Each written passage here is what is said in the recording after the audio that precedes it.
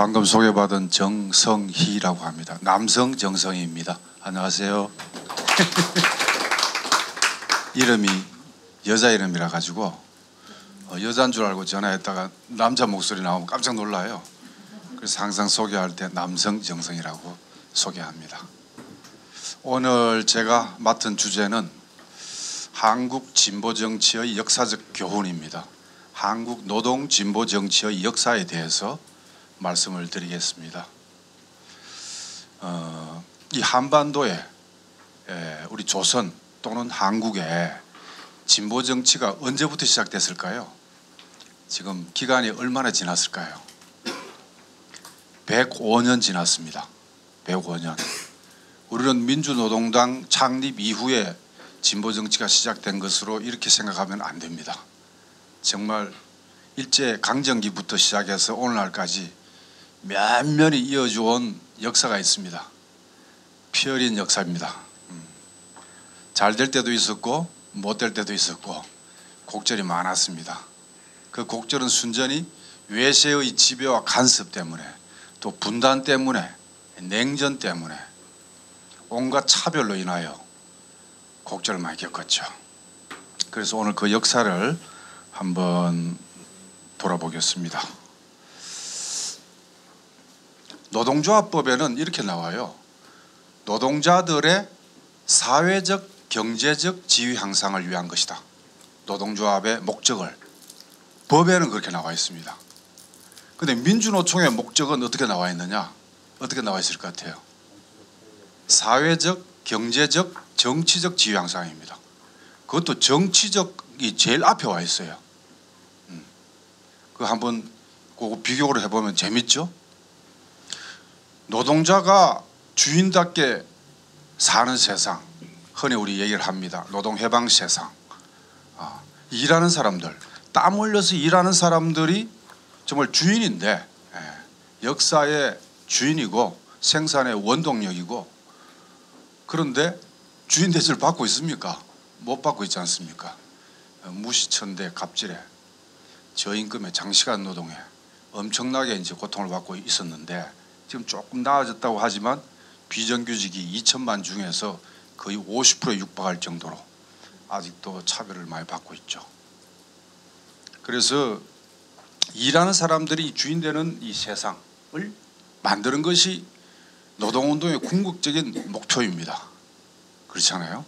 그렇기 때문에 노동조합법에 따라서 활동할 게 아니라 그 이상으로 민주노총의 목적에 따라서 일을 해야 된다. 그래서 민주노총은 노동자 정치 세력화를 굉장히 중요한 사업으로 간주하고 있습니다.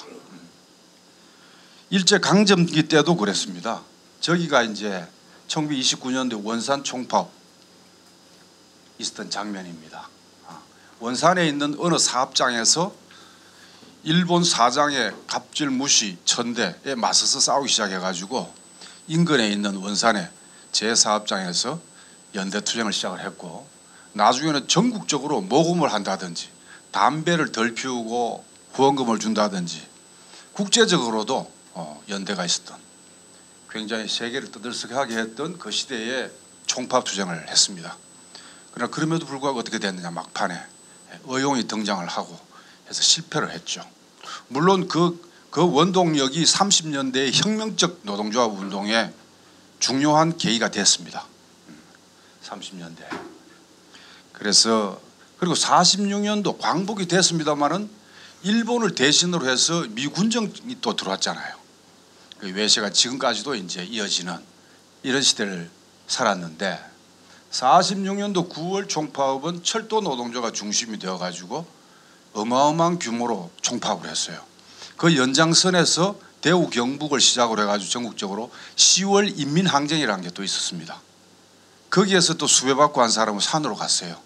그 야산대라 그러고, 나중에는 이제 지리산으로 가서 구빨지라 그랬죠.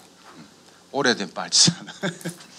그렇게 이어져 왔는데, 46년도 9월 총파업도 원산 총파업도 뭘 내걸었냐 하면은 일제로부터의 독립을 걸었습니다.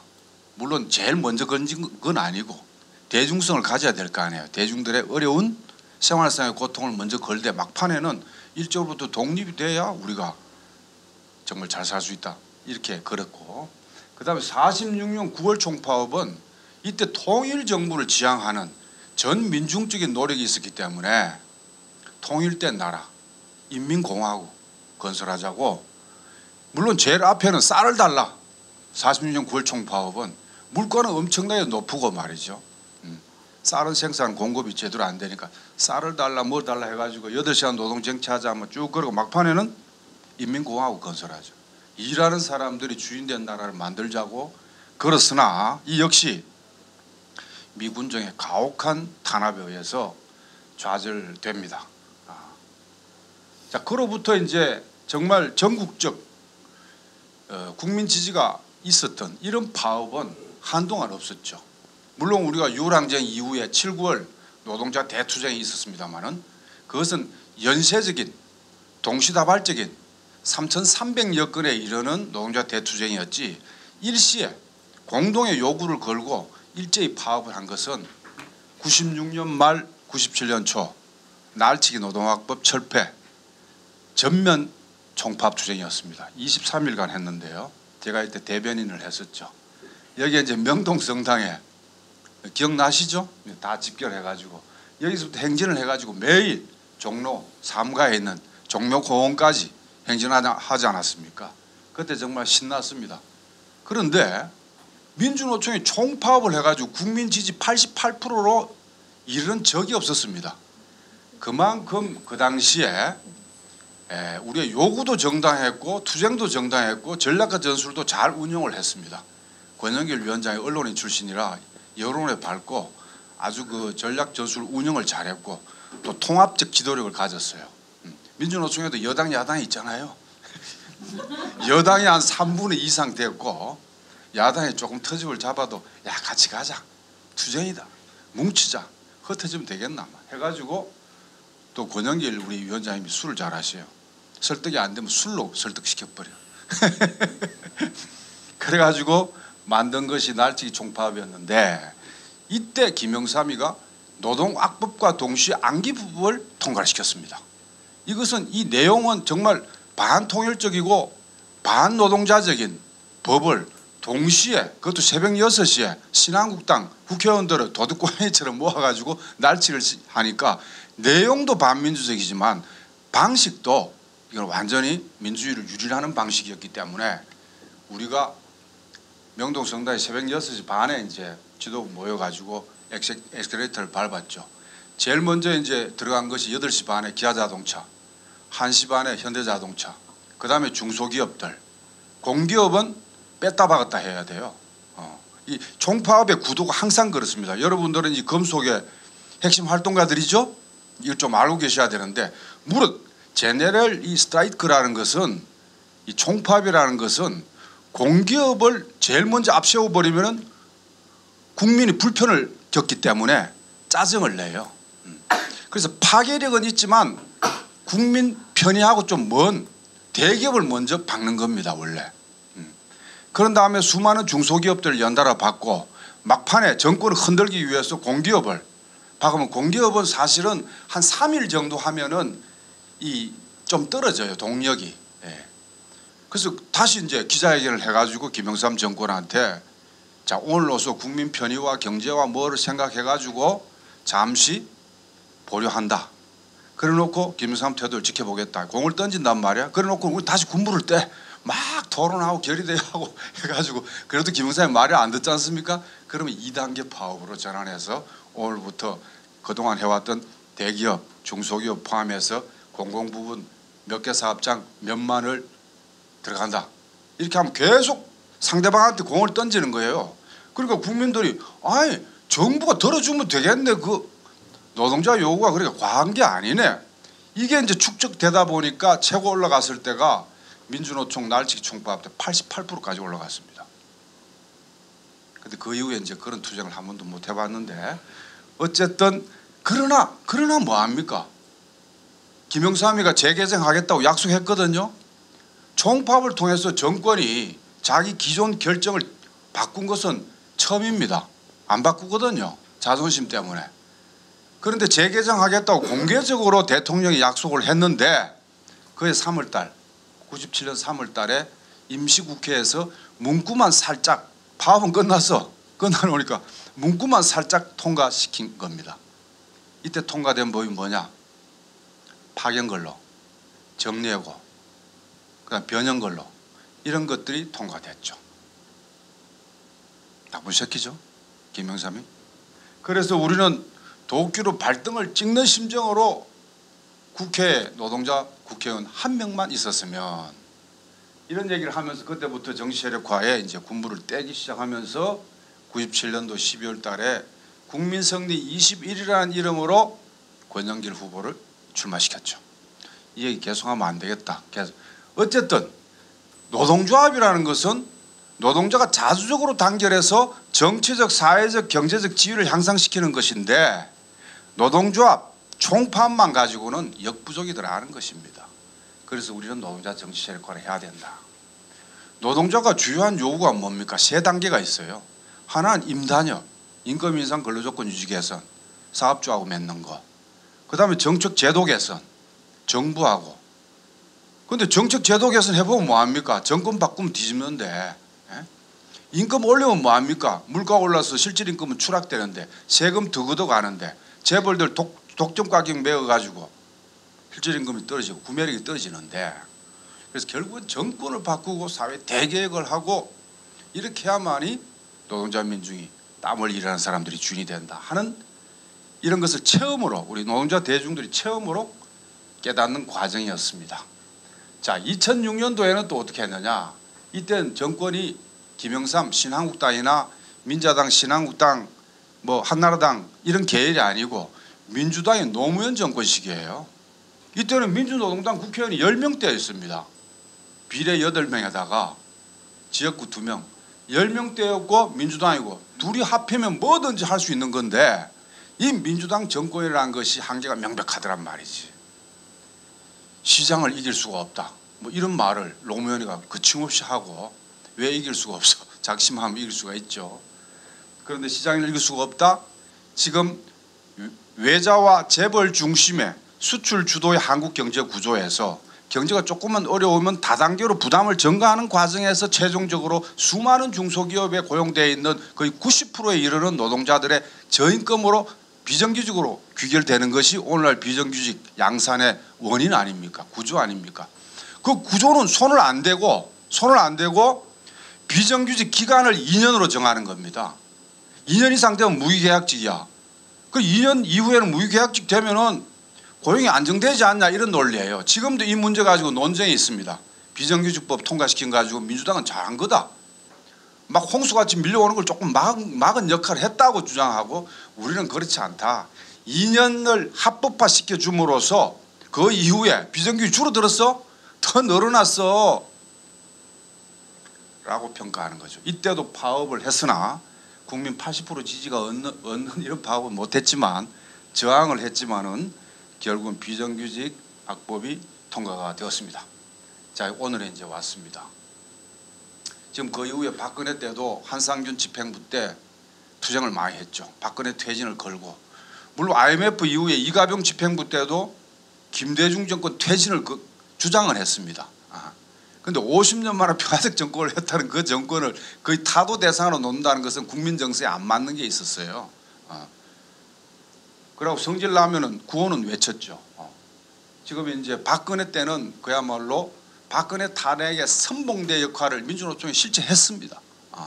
이 절대 과소평가하면 안 되고, 지금 이제 윤석열 정권 퇴진을 걸고 내일인가요? 내일 범국민 대회를 합니다. 내일이 또 중요한 것은 7월 달에는 윤석열 퇴진을 주장하는 이 세력이 나누어져 가지고 따로 했거든. 그런데 내일은 오후 4시에 전부 모이기로 했습니다. 하나의 공간에서. 그래서 이런 공동투쟁을 통해서 윤석열 퇴진 범국민 투쟁 기구로, 연대 기구를 하나로 모아야 되겠죠? 요 대목에서 박수 한번. 단결해야 돼. 반윤 탈미. 이 얘기를 저는 요즘 많이 사용하고 있어요. 반미라 그러니까 너무 국민들한테 반미를 왜 해야 되는지 설명하기도 전에 낙인이 찍혀. 저 빨갱이 아니야? 근데 탈미는 유경환 선생이 잘 설명했지만 세계 도처의 현상이잖아요.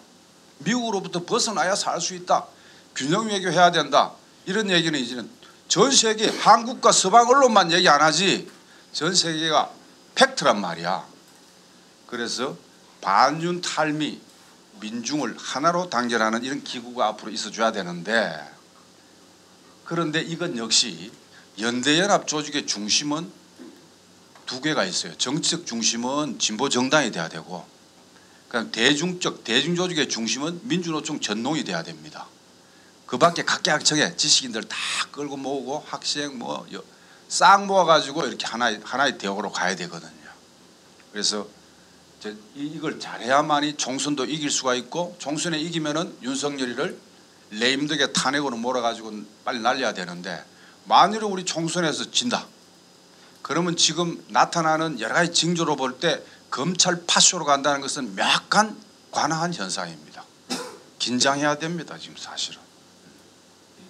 자, 그래서 우리가 궁극적인 목적은 휴전선 이남의 한국 사회를 민주변혁 이런 표현을 쓰기도 하고 사회 대개혁 이런 말은 좀 익숙하죠. 이거 사회과학 용어로는 반제 민주변혁이라 그럽니다. 미국으로부터 벗어나고 외세로부터 그다음에 민이 주인이 되는 개혁이 아니라 변혁을 해야 된다. 그리고 또 분단되어 있으니까 이 자주평화 통일을 해야 된다. 플러스 하니까 자주평등 생태사회를 건설한다. 이것이 우리의 목표입니다. 옛날에는 생태 문제가 그렇게 중심적 화두가 되지는 않았습니다. 민족 문제, 계급 문제 이것이 이제 중요하다 보니까 생태 문제 지금은 생태 문제로 이 가치가 인간과 자연의 관계거든요. 인간의 자연을 자기 필요에 의해서 개발했는데 이제는 과도하게 훼손함으로써 안갚음을 받는 것이 오늘날 기후위기입니다. 생태위기인데 이것도 외세 지배하에 정상적이지 않는 이 한국 사회 같은 자본주의 사회에서는 생태사회를 만들 수가 없습니다. 왜냐하면 자본가들이 이윤 추구를 위해서 돈 되는 거는 뭐든지 하거든. 지금 양평 그 고속도로도 마찬가지예요. 그래서 궁극적으로는 자주평등 생태사회를 이 건설을 해야 되는데 이 통일과 이남의 이 사회 대개혁 변혁은 동력과 대상이나 목표 방식이 약간씩 다릅니다. 이남은 변혁적인 방법을 해야 돼요. 목표가 일하는 사람들의 주인 되는 사회라면은 경로는 진보 세력 아직 충분히 힘이 부족하기 때문에 민주 세력하고 연대연합을 해서 어쨌든 자주적인 민주정부를 수립하고 더 발전해 자주적인 민중정권으로 나아가는 이런 방향을 해야 되고 동력도 이런 기척민주를 중심으로 하되 각계각층이 다만 모이는 걸로 해야 되고 외세와 윤석열과 조중동 수구 언론과 또 뭐 있노 재벌과 이런 사람 해야 되고 또 우리나라는 특히 서구 사회와 다르게 선거 의회 투쟁만 열심히 하면 정권도 바뀌고 이런 사회가 아니에요. 대중투쟁 없으면 선거 의회에서도 성과를 가질 수가 없고 국민의 의식이 높아지지도 않습니다. 지금 민주당이나 다른 여야 거대 정당들 표만 얻으려고 버스 몇 대 대절해가지고 등산도 데리고 가고 좋은데 좋은 거 먹이기도 하고 이러잖아요. 그 버스에 올라가서 인사하고 만일 우리 운동을 그런 식으로 한다면 되겠습니까? 민주주의 각성이 되겠어요? 우리는 어디까지나 대중을 의식화하고 조직화하고 대중투쟁으로 하면서 그 최고 단계로 항쟁 촛불 항쟁으로 가져가면서 선거는 또 무시할 수가 없어요. 제가 이제 그 80년 그 누구든지 우리 나이쯤 되면은 80년도 5월에 크게 이제 눈물을 흘리면서 이제 운동을 하지 않았겠습니까? 근데 전두환 이 군사 독재 때는 선거에 정말 완전히 선거는 관심이 없었습니다. 그럴 수밖에 없었습니다. 폭압적 군사 독재 시기였기 때문에 파업하거나 거리에 가두 투쟁을 하거나 체류탄을 뒤집어 서면서 이런 투쟁을 위주로 했는데 지금은 대중 투쟁을 위주로 하되 선거 의회 투쟁을 보조축으로 결합하지 않으면 안 되는 이런 전략으로 가야 된다 하는 것이 또 특징이고 거기에 맞는 또 조직 채비를 정당과 노농 각계 대중조직과 이들을 다 묶는 연대연합 조직을 만반의 준비를 또 해야만이 사회 대개혁, 사회 변혁으로 나갈 수가 있다는 것인데 평화통일은 그렇지가 않아요. 평화통일은 체제의 차이를 인정하고 하나로 가는 거잖아요. 연합 연방 통일을 한단 말이에요. 그것도 평화적으로 무력 통일이 아니고. 그러기 위해서는 대화를 해야죠. 그런데 그동안에 어떻게 돼요? 김대중, 노무현, 문재인 3대에 걸쳐서 좋은 선언 많이 했잖아요. 6.15, 14, 4.27, 9.19 그 내용 읽어보면 통일이 다 됐어. 다 되는 줄 안 사람도 참 많던데 그 아무 수잘데기 없어요. 민주당 정권이 미국에 코가 끼어 있고 하는 한은 안 되는 거거든요. 그래서 민주당한테만 맡겨가지고는 통일도 안 되고 사회 대개혁도 안 되고 노동 존중 사회 아나 노동 존중 사회 되지가 않는다는 것을 우리가 올해 노동운동 과정에서 동지들과 함께 다 깨달은 거 아니에요. 맞죠? 안 깨달은 사람 손 한번 들어보세요. 자, 그렇게 한다는 것이고. 자, 그래서 그런데 아까 유경환 선생도 국제 정세에 대해서 많이 설명했지만은 우리 한반도는 지정학적으로 역사적으로 주변 외세에 손을 많이 타요. 그럴 수밖에 없습니다. 거기에 국내 정치 세력하고 아주 긴밀하게 움직입니다. 보세요. 일제 강점기 1910년도 경술국치라고도 하고 한일 병탄이라고 얘기도 하는데 1905년에 을사늑약으로부터 이미 나라는 넘어갔죠. 40년간 강점을 했는데 이거는 청일전쟁, 러일전쟁 청나라 강국이었어요. 마지막 남은 러시아 아주 강국이었습니다.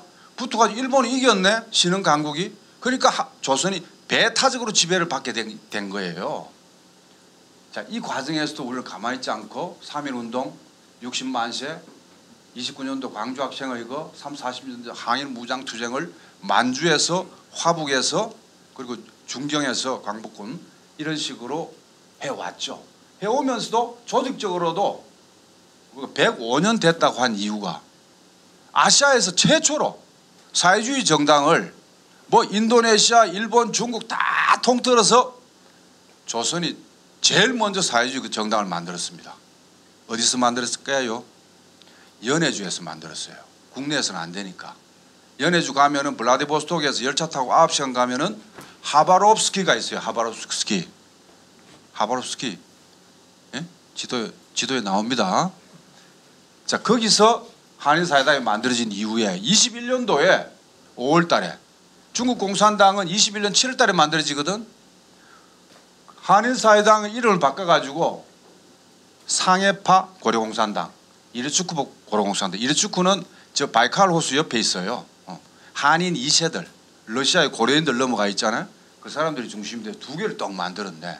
이 또 골때리 갈등을 해요. 분열을 해. 단결하지 않고.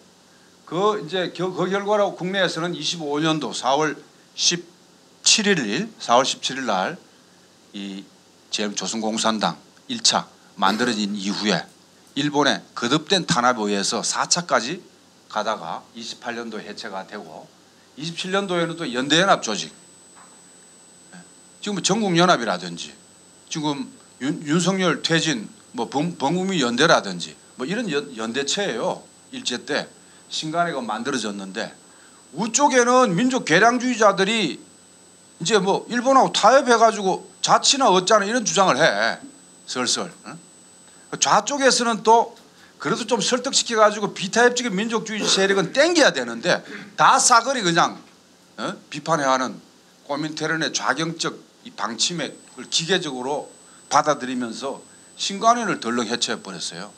이걸 끝까지 유지시켜서 가는 것은 매우 중요했는데 그 이후에는 이제 비합법적인 조국 광복회, 이거는 만주의 항일 무장투쟁 안에 당 조직이 있고 그 외곽에 조국 광복회라는 비밀 조직을 만주와 인접한 북부지대 일대에, 남쪽에도 물론 하부 조직이 있었습니다만은 그런 것으로 해서 해방이 됩니다. 자, 이때는 일본이 배타적으로 지배할 때예요. 자, 해방이 됐어. 미국이 이제 미군 정청을 만들어. 그래서 민중들의 자주적인 권력기관인 인민위원회를 다 파괴를 시켜. 이중 권력을 허용하지 않아 미국 놈들이. 그러나 그럼에도 불구하고 47년도 7월 달까지는 45년도 8월부터 47년도 7월 미국의 트루만 독트린이 나오기 전까지는 미소가 사이가 좋았어요. 사이가 좋았다고. 그걸 이용해서 미소 공동위원회를 만든 거야. 거기에 국내에 있는 재정당 사회단체와 미국 대표 소련 대표가 덕수궁에서 1차 2차 회의를 했습니다. 통일정부를 만들려고. 이 굉장히 중요한 사실이에요. 그런데 미소가 냉전에 돌입하니까 미국하고 소련이 사이가 안 좋으니까 따라서 국내에 이쪽 줄서는 놈 이쪽 줄서는 놈 해가지고 좌우합작 노력이나 단결을 위해서 무단히 노력했지만은 실패하고 결국 미소 냉전으로 가고 분단과 전쟁으로 가는 이런 시기가 있었습니다. 이 좀 괜찮은 합법적인 공간이 넓어진 이때는 건준이 임시위원회 그다음에 찬탁 반탁으로 민족 분열이 약간 있었으나 그리고 미국 놈은 이때부터 정판사라고 인쇄소에 일본 놈이 남기고 간 화폐를 찍는 원판을 누가 가진 거야. 직원 중에 하나가. 걔가 우익들한테 한민당계를 우익들한테 팔아야 그 돈 많은 지주들한테 팔아야 되니까 한 사람이 있다고 해서 요 죄를 조선공산당에 뒤집어 씌웠습니다. 그때 재정부장이었던 이관술 선생이 이때 구속이 돼. 그래서 나중에 보도연맹으로 대전에서 대전교도소에서 골령골에서 6.25 터지고 직후에 7월 초에 끌고 가 총살 당하는데 그만큼 미국 놈들이 악랄한 놈이요. 뒤집어 씌우는. 여기에 우리는 부단히 맞섰죠. 9월 총파업, 10월 민중항쟁, 47년도 3.22 총파업 이런 걸로 했고 이때도 우리가 정말 잘해야 되는데 몇 가지 평가를 해보면 오류도 있었습니다. 조선공산당, 여운형 선생의 조선인민당 그리고 백남훈 선생의 조선신민당 이 세 개 정당이 있었거든. 지금도 세 개 정당이죠. 진보당, 정의당, 노동당, 녹색당이 있지만은 대표적으로 민주동당을 뿌리로 하는 이 세 개 정당이 있는 거 아니에요. 항상 세 개 정당이야. 어떻게 된 판인가. 자, 그래서 이때도 단결을 위해서는 국민들이 잘 알고 통합력이 있고 좌쪽에서 볼 때는 좀 모자란 게 있다 하더라도 설령 여운형 선생을 당수로 세워가지고 다 단결 함의했으면은 남노당이 성공했을 겁니다. 다 단결했을 거예요. 그렇지 않고 무슨 48인 36인파 대회파 무슨 파에서 세계 정당 안에서 다 갈등을 일으켜버린 거야. 그래서 박헌영 계열로 확 단결시켜가지고 밀어붙인 게 남노당입니다. 그러다 보니까 좀 협소하게 됐고 완전히 성공했다고 볼 수가 없습니다. 물론 그 근본 원인은 미군정의 탄압과 공작이 작용했고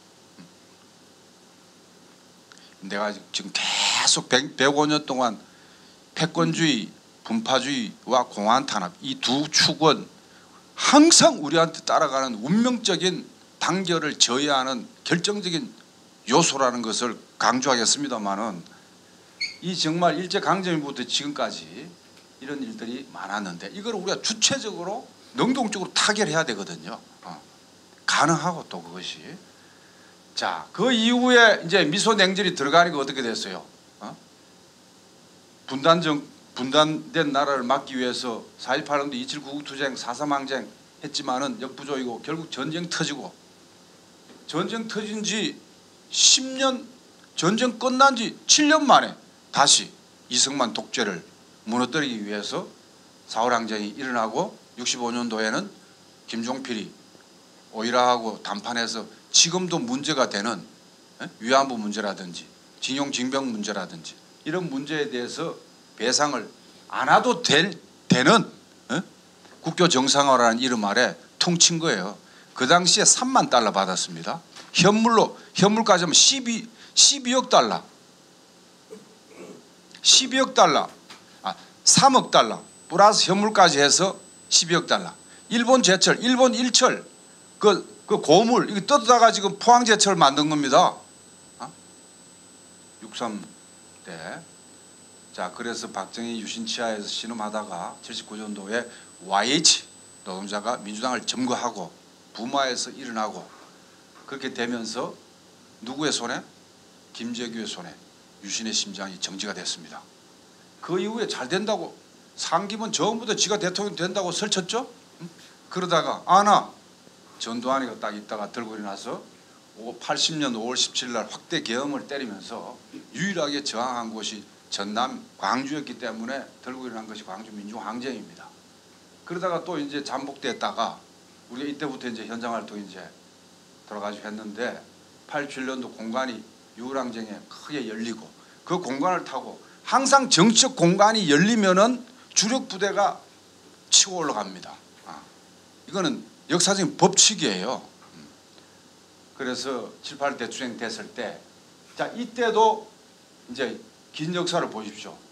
남노당 불법화 됐고 이제 그 다음에 조봉암 56년도 진보당 처형했습니다. 사형 집행을 했다고. 제가 59년 잘못했다.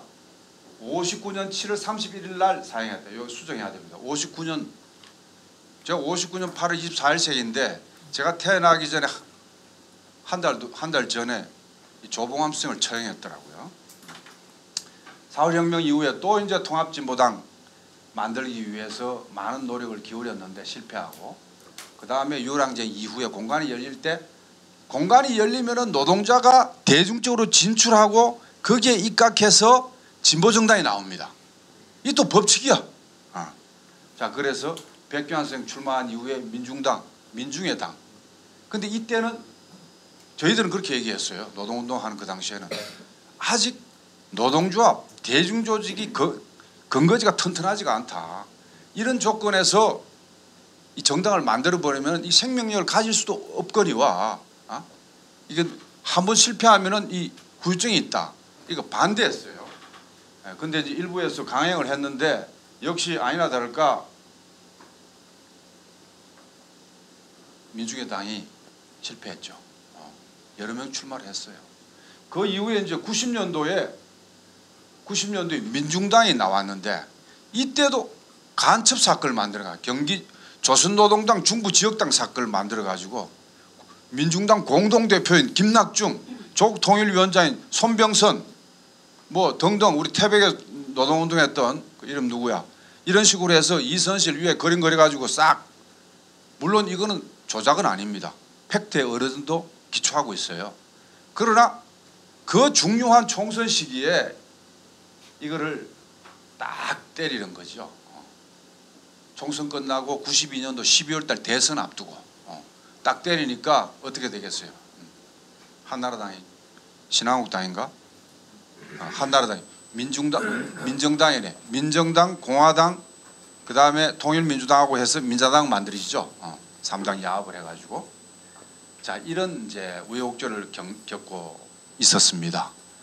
자 그런데 지금 요거는 지금도 미소 냉전은 80년대 말 90년대 초에 소련이 붕괴되고 동구권이 망하면서 이제는 미국 일국 패권 시대로 가는 거예요. 이것은 미국은 어쩌는 의미에서는 자기가 최고 대장이고 달라드는 놈이 이제 없어. 한반도에도 오히려 상대적인 여유를 줍니다. 다시 말해서 한국이 중국에 수출을 해서 경제적으로 좀 나아지고 정치적으로는 형식적 절차적 민주화할 수 있는 공간을 제공해 왔다.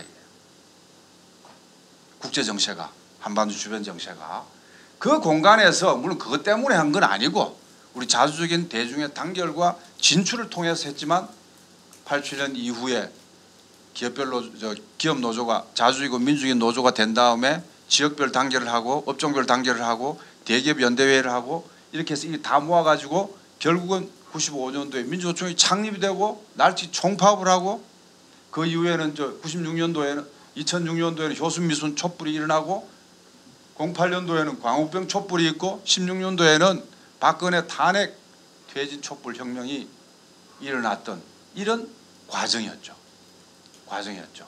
이때 우리 조직들은 국민20일을 거쳐서 민주동당 창당하고 2004년도에 당 창당하고 그 해에 출마했지만 싹 다 떨어졌는데 2004년도에 열석 비례 8번이 누구였죠? 민주동당 노회찬이었습니다.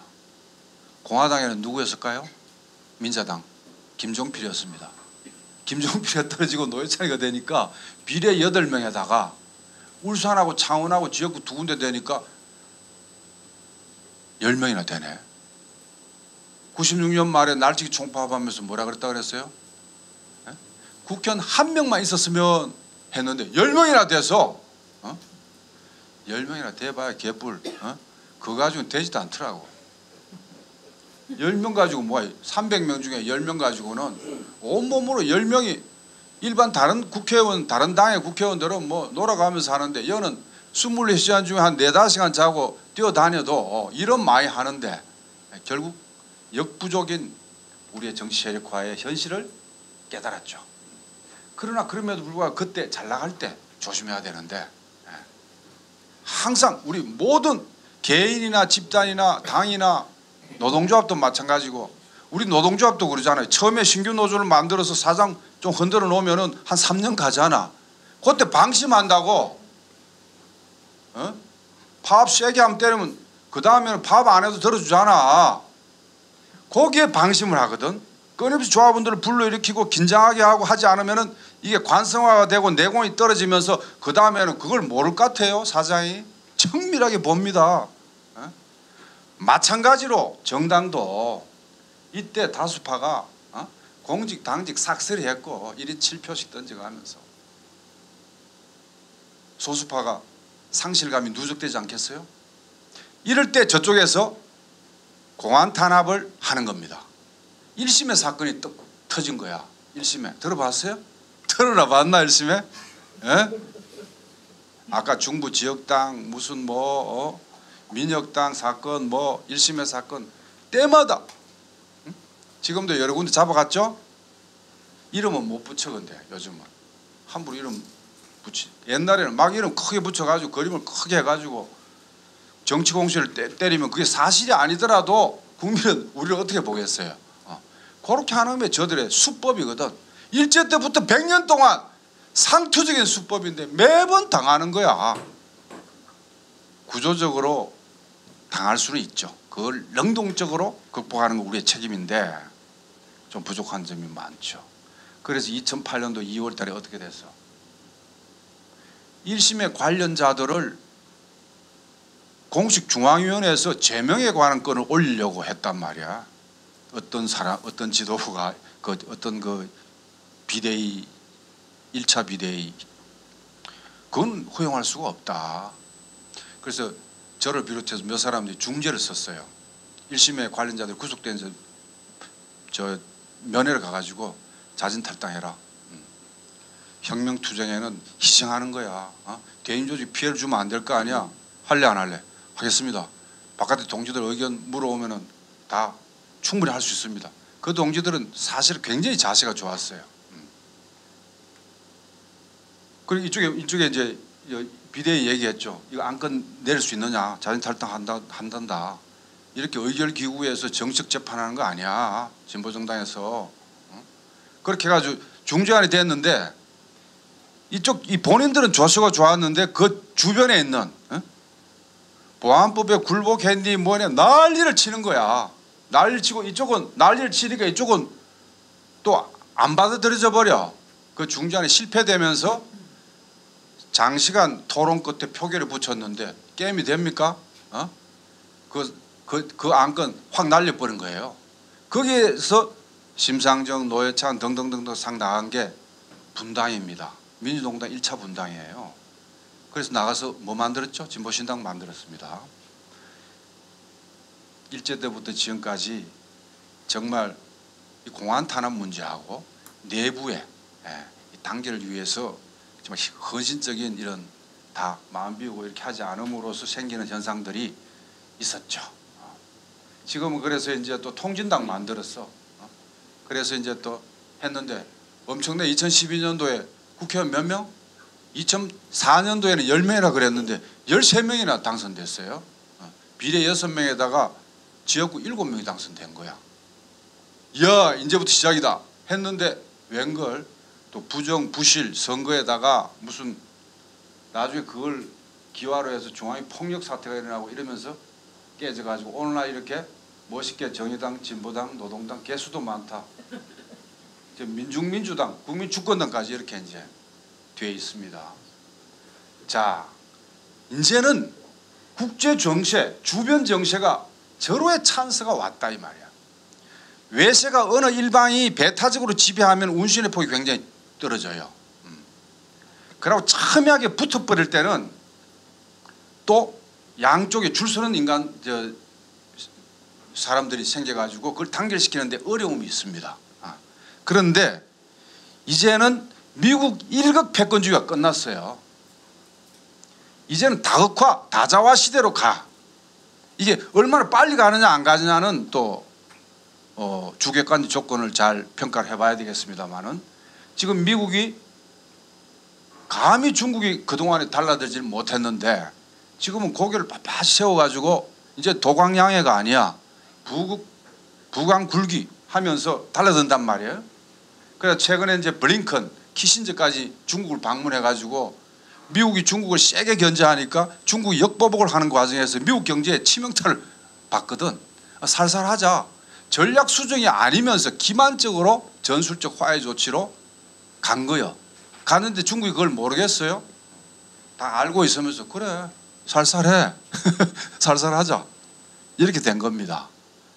자, 이때 우리가 정말 잘만 하면은 이 지금 미국, 일본 철저하게 미국과 일본보다 더 미국적이고 일본적인 이 윤석열을 지금 날리고 내년 4월 총선에서 정말 좋은 결과를 가져오지 않는다면은 친미 7일 검찰 파쇼로 가게 돼 있고 정말 우리가 총선의 결과가 좋으면 레임덕 탄핵으로 가서 빨리 우리가 원하는 이런 방향으로 끌고 나갈 수 있지 않나. 지금은 양비론 무당층이 역대급입니다. 무려 35%까지 올라오더라고. 아니 국민의힘 잘못하는 건 알겠는데 민주당 뭐냐 이래가지고 이 무당층이 많은데 이거를 진보 정치에서 흡수를 할 수 있는 체비를 못 갖추고 있다는 이 원통한 사실. 자, 그래서 지금 이제 반윤투쟁 없이는 또 총선 승리 없습니다. 아까 얘기했죠. 선거 준비 열심히 하면 선거가 좋은 성과가 있는 게 아니고 대중활동, 일상활동, 대중투쟁 열심히 하고 선거 때 선거도 잘해야 되는.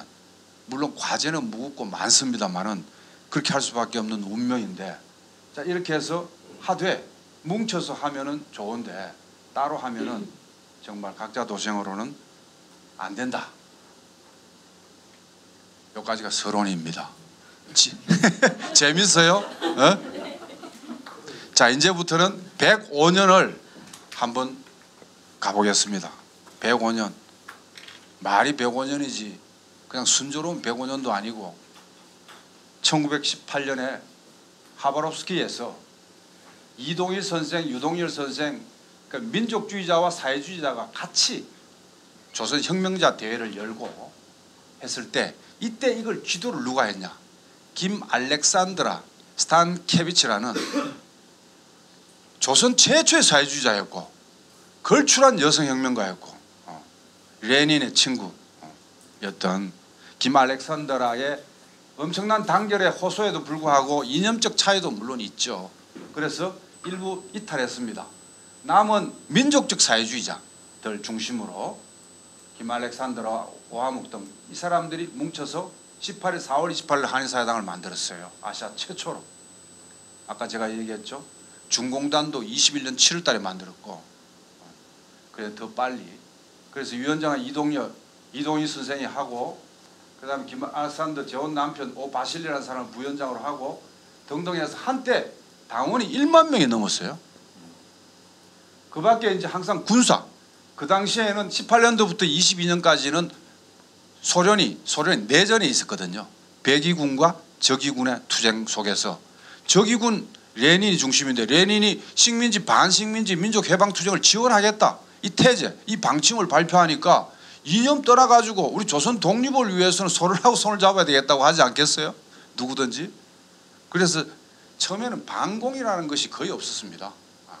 그런데 나중에 자유시 참변을 겪고 반공이라는 것이 등장을 하는데 어쨌든 이런 것이 만들어지고 내전 과정에서 한인 적의대를 만들어서 투쟁을 했는데 초반에는 바로 여기서 체코군이 블라디보스톡에서 봉기하고 열강들이 간섭하면서 처음에는 어려움을 겪어요.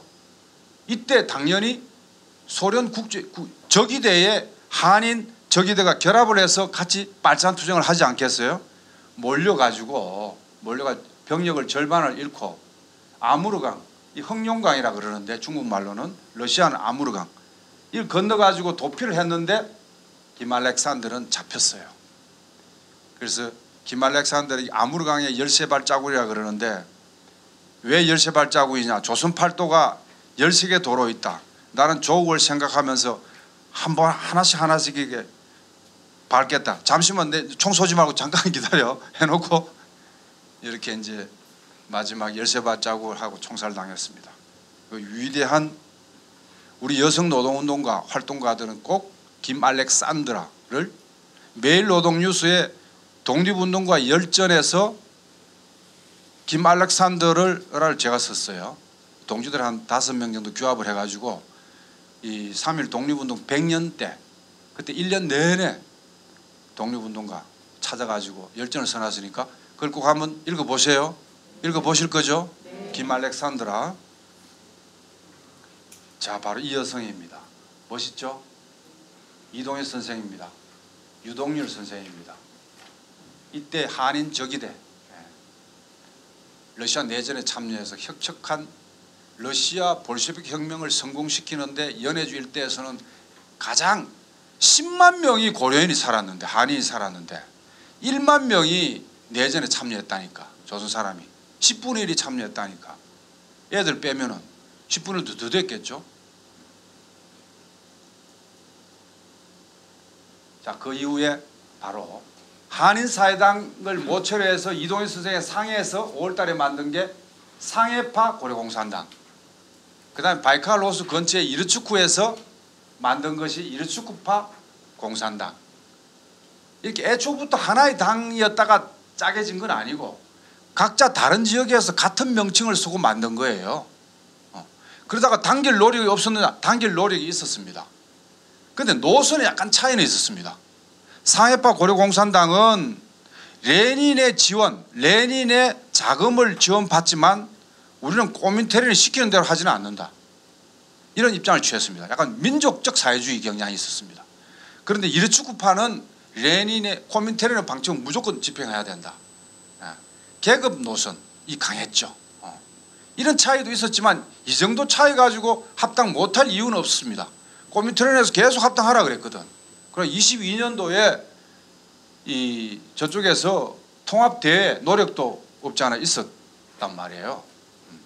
일국 일당 원칙, 통합 노력이 있었는데 좀 이따가 말씀드리겠습니다만은 자유시 참변이라는, 다시 말해서 조선 사람들이 독립군이 1920년 6월 달에 봉오동 전투를 하고 그 다음에 10월 달에 청산리 대첩을 하고 여기에서 일본놈 쫓겨거든요.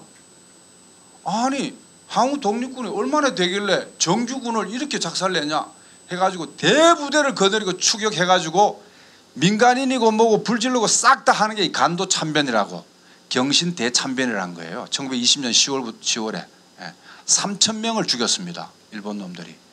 그래서 독립군이 중과 부적으로 어디로 집결을 하냐면은 밀산이라는 곳, 그러니까 중국하고 연해주 가는 길목에 다 집결을 해가지고 한국 독립군단을 만들어요.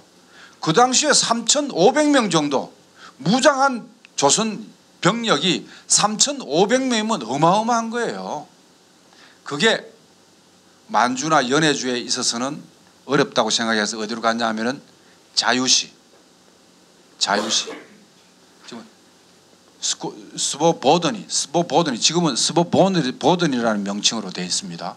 그 자유시에 가서 러시아의 도움을 가고 그걸 근거지로 해서 만주에 출병을 해서 일본 놈하고 싸우겠다 이런 보관을 가지고 갔는데 일본 놈하고 똑같이 생긴 무장 병력이 3,000명씩 들어오니까 적군에서 이렇게 얘기한 거예요. 무장 다 내리고 우리의 지휘를 따라라 이렇게 한 겁니다. 거기에 이제 이결이 발생한 겁니다. 아니 소련을 좋게 받고 레닌 방침도 알겠고 근데 우리를 지원해 주지 않고 병력도 무기도 다 회수하고 지휘권 받으면 우리 필요할 때 만주로 출병 못하고 일본 놈하고 못 싸우는 거 아니냐, 무기 반납 못하겠다고 저항을 한 거예요. 반납해야 된다, 현실을 인정하자, 반납하고 나중에 얘기를 해서 무기를 받아서 하면 되냐. 그래서 적군편의 서쪽과 안쪽이 결국은 무장 대결을 해버렸어요. 적군이 어마어마한데 적군과 거기에 동참한 독립군이 저항하는 독립군을 무력 진압을 한 게 자유시 참변입니다. 이것은 이 땅의 최초의 독립운동 역사상 가장 가슴 아픈 비극이었죠. 이때 민족주의 계통의 독립운동가들이 그 현장을 보고는 완전히 반공으로 돌아선 사람이 많아요. 대표적인 사람이 김좌진 장군입니다. 좀 이따 얘기를 하고. 자, 그래서 자, 이게 이제 상해파 고려공산당 인물 이동현 선생, 이한영, 김립이라는 이 이동현 선생의 핵심 척근인데 나중에 김구 선생에 의해서 암살당합니다. 조금 이따 얘기할게요. 이거는 공산당 국제당 자금 지원 사건이라고 있었어요. 자, 그래서 이런 비극이 있는데 자유시는 아까 방금 얘기했듯이 소련 영내에 대한 독립군단이 가서 그걸 근거지로 해서 일본 놈하고 싸우기 위해서 하려고 했는데 무장 반납하고 지휘권 달라, 지휘권 내놔라. 그게 저항하다가 저항한 세력이 이제 사할린 의용군. 이게 상해파 고려공산당하고 친한 거예요. 이동에서 이쪽이 진압당한 쪽이 상해파 고려공산당하고도 친한 거라. 그러고 적군편에 서서 진압한 쪽은 이르츠쿠파 고려공산당하고도 친해. 이러다 보니까 이 진보 정당 안에서 어마어마한 갈등과 상처가 있는 동시에 그때 민족주의, 아직은 사회주의를 인정하지 않고 조선 독립을 위해서 러시아를 좀 활용하자는 정도 같은 사람들이 큰 상처를 입고 그 이후에 20년대 중반 넘어오면은 독립은 안 해버립니다. 그런 사람들이 많았죠. 대표적으로 김좌진 장군입니다. 김좌진 장군은 자유시 참변을 보고는 어디로 왔냐면 해룡이라고 지금 이제 목단강 근처에 가면은 김월동이가 이제 자기 아버지가 김두한이라 그러고 김두한이 아버지가 김좌진이라 그러잖아요. 그래서 국회의원을 할 때 애를 많이 써가지고 저 목단강 근처에 해룡에 가면은 김좌진 이 이제 와서 정미소를 차리고 마을 공동체를 만들었던 그걸 복원을 해놨더라고. 잘 해놨어요. 근데 문제는 여기서 김좌진이가 악감정을 가지고 새 세대 청년 공산주의 청년들을 박해를 했습니다. 잡아다가 고문도 하고. 박해를 하니까 안갚음에 의해서 암살당한 거예요. 화장실에 있다가 똥 누다가 총 맞은 겁니다. 그런 비극이 있었고 이런 뭐 반공 이런 정서들이 아직도 계속 이어져 오는, 물론 우리는 전쟁 때문에 더 격화됐지만은 이때부터 그랬고, 이 사람은 최진동 장군이에요. 봉오동 전투를 뭐 홍범도 장군이 다 한 것으로 아는데 전혀 그렇지 않습니다.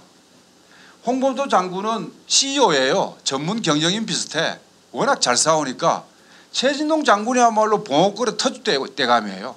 인적, 물적, 훈련 모든 것을 준비하고 있고 홍범도 부대를 기용을 해서 봉오동에서, 봉오동 지금 가보면은 계곡이 굉장히 깊어요.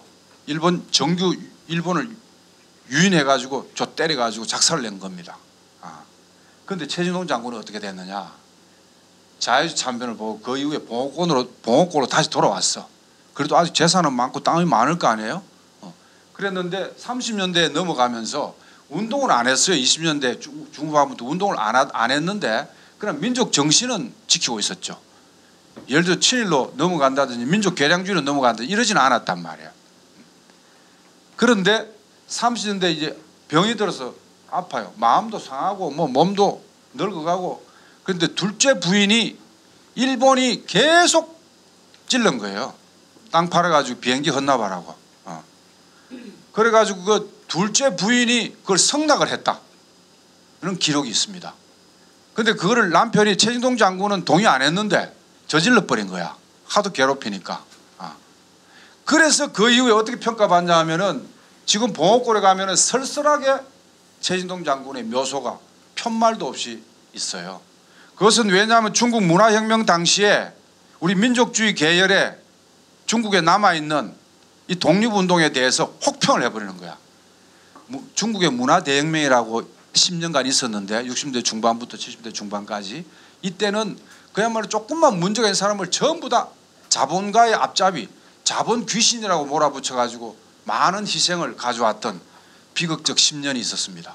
이럴 때는 뭐 6.25 전쟁 때 지원군 사령관 때 팽덕해 덩소평도 하방돼가지고 공장인가 농장에 있었고 시진핑 아버지 시중신도 문화대혁명 때 숙청당해가지고 저 무슨 변방에 고생을 많이 했죠.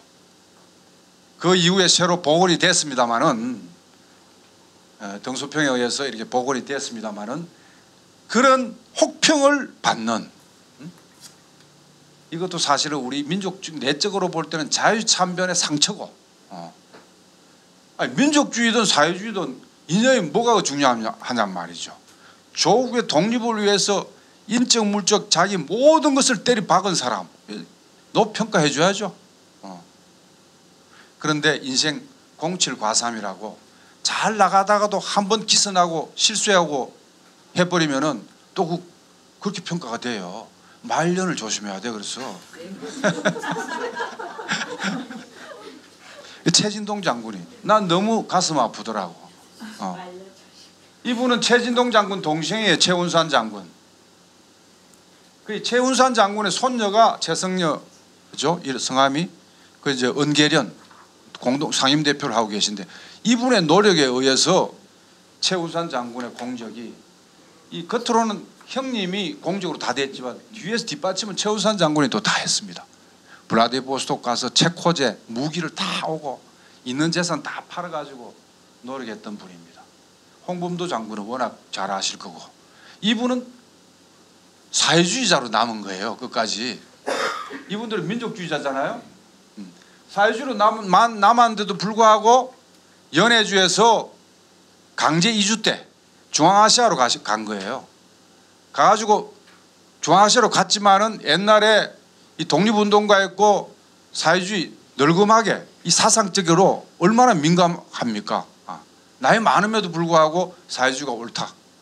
그리고 사회주의를 실현하는 데 있어서 상처가 있지만 그거 가지고 사회주의를 포기하지 않았습니다. 그래서 홍범도 장군은 마지막에 극장 수의를 했어요.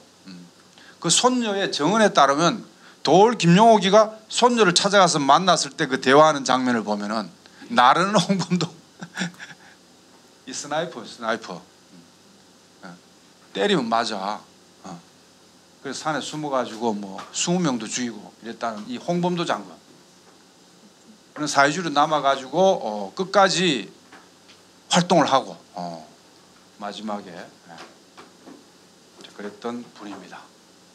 자, 국내에서는 아까도 말씀드렸지 4월 17일 25년도 조선공산당이 만들어졌는데 그때도 서울파, 화요계, 북풍회, 뭐 서상파 여러 파가 많았어요. 그런데 화요계가 중심이 되어서 서울파를 고립시키고 나머지하고 손을 잡고 만든 게 조선공산당 1차 당입니다. 이때 책임비서가 김재봉이에요. 김재봉이가 안동 사람입니다. 안동은 요즘으로 보수의 원조쯤으로 아는데 안동은 보수와 진보의 원조입니다. 안동이 그만큼 진보적인 인물을 많이 배출을 했어요. 일제 때부터. 안동 한번 기행을 한번 가시면 좋을 것 같아요. 안동을 잘 분석하면은 우리 정치 흐름을 알 수가 있는데 김재봉이고 그다음에 공청 당이 있고 당의 청년 조직이 있잖아요. 그 당시에는 젊은 사람이 했기 때문에 공청 이 청년 조직이 당의 중심이었어요. 공청의 제1차 공청의 책임비서는 박헌영이었습니다. 2차는 강달령 진주 사람입니다. 공청 2차 공청 책임비서는 권오설. 권오설 역시 안동 사람이에요. 안동권 씨요. 자, 3차는 하도 탄압을 자주 하다 보니까 대표를 막 바꿔가면서 한 거야. 처음에는 김철수가 했다가 고광수, 김철수가 했다가 그다음 안광천이가 했다가 뭐 김세민이가 했다가 한 4명을 이렇게 여기 있네. 김철수, 안광천, 김준현, 김세현. 공청도 여러 명. 잡으려 그러면 당대표가 아니야 이제. 이런 식으로 잡히더라도 보안을 지키고 하기 위해서 이게 3차 당입니다. 3차 당. 이때 3차 당은 유연성을 발휘를 했고 신간에 만드는 이런 시점이었고, 그 다음에 만주에도 그리고 일본에도 만주 총국, 일본 총국을 설치하고 민족주의 세력과 손잡고 신간회와 건우회. 건우회는 뭐냐 하면은 신간회를 만들 때 여성단체예요. 일제 때 건우회가 굉장했습니다. 김종필이 장모. 김종필 장모가 누구죠? 박정희의 셋째 형 박상희의 부인입니다. 건우회 출신이에요. 독립운동가예요. 박정희의 셋째 형 박상희도 독립운동가입니다. 대우 경북 일대에서는 존경받았죠. 해방공간에서. 46년도 10월 인민항쟁 때 경찰이 총에 맞아 죽었습니다. 이때까지만 해도 박정희가 존경하는 셋째 형님을 경찰이 쏴 죽였다 그래가지고 속에 부글부글 끓었던 남노당 군사부에 있었던 그런 시절이었죠. 나중에 이제 여순항쟁 때 배신을 해가지고 동지 20명 이상을 불어가지고 다 총살시키고 만들고, 그 개새끼가 지금도 똑같아요.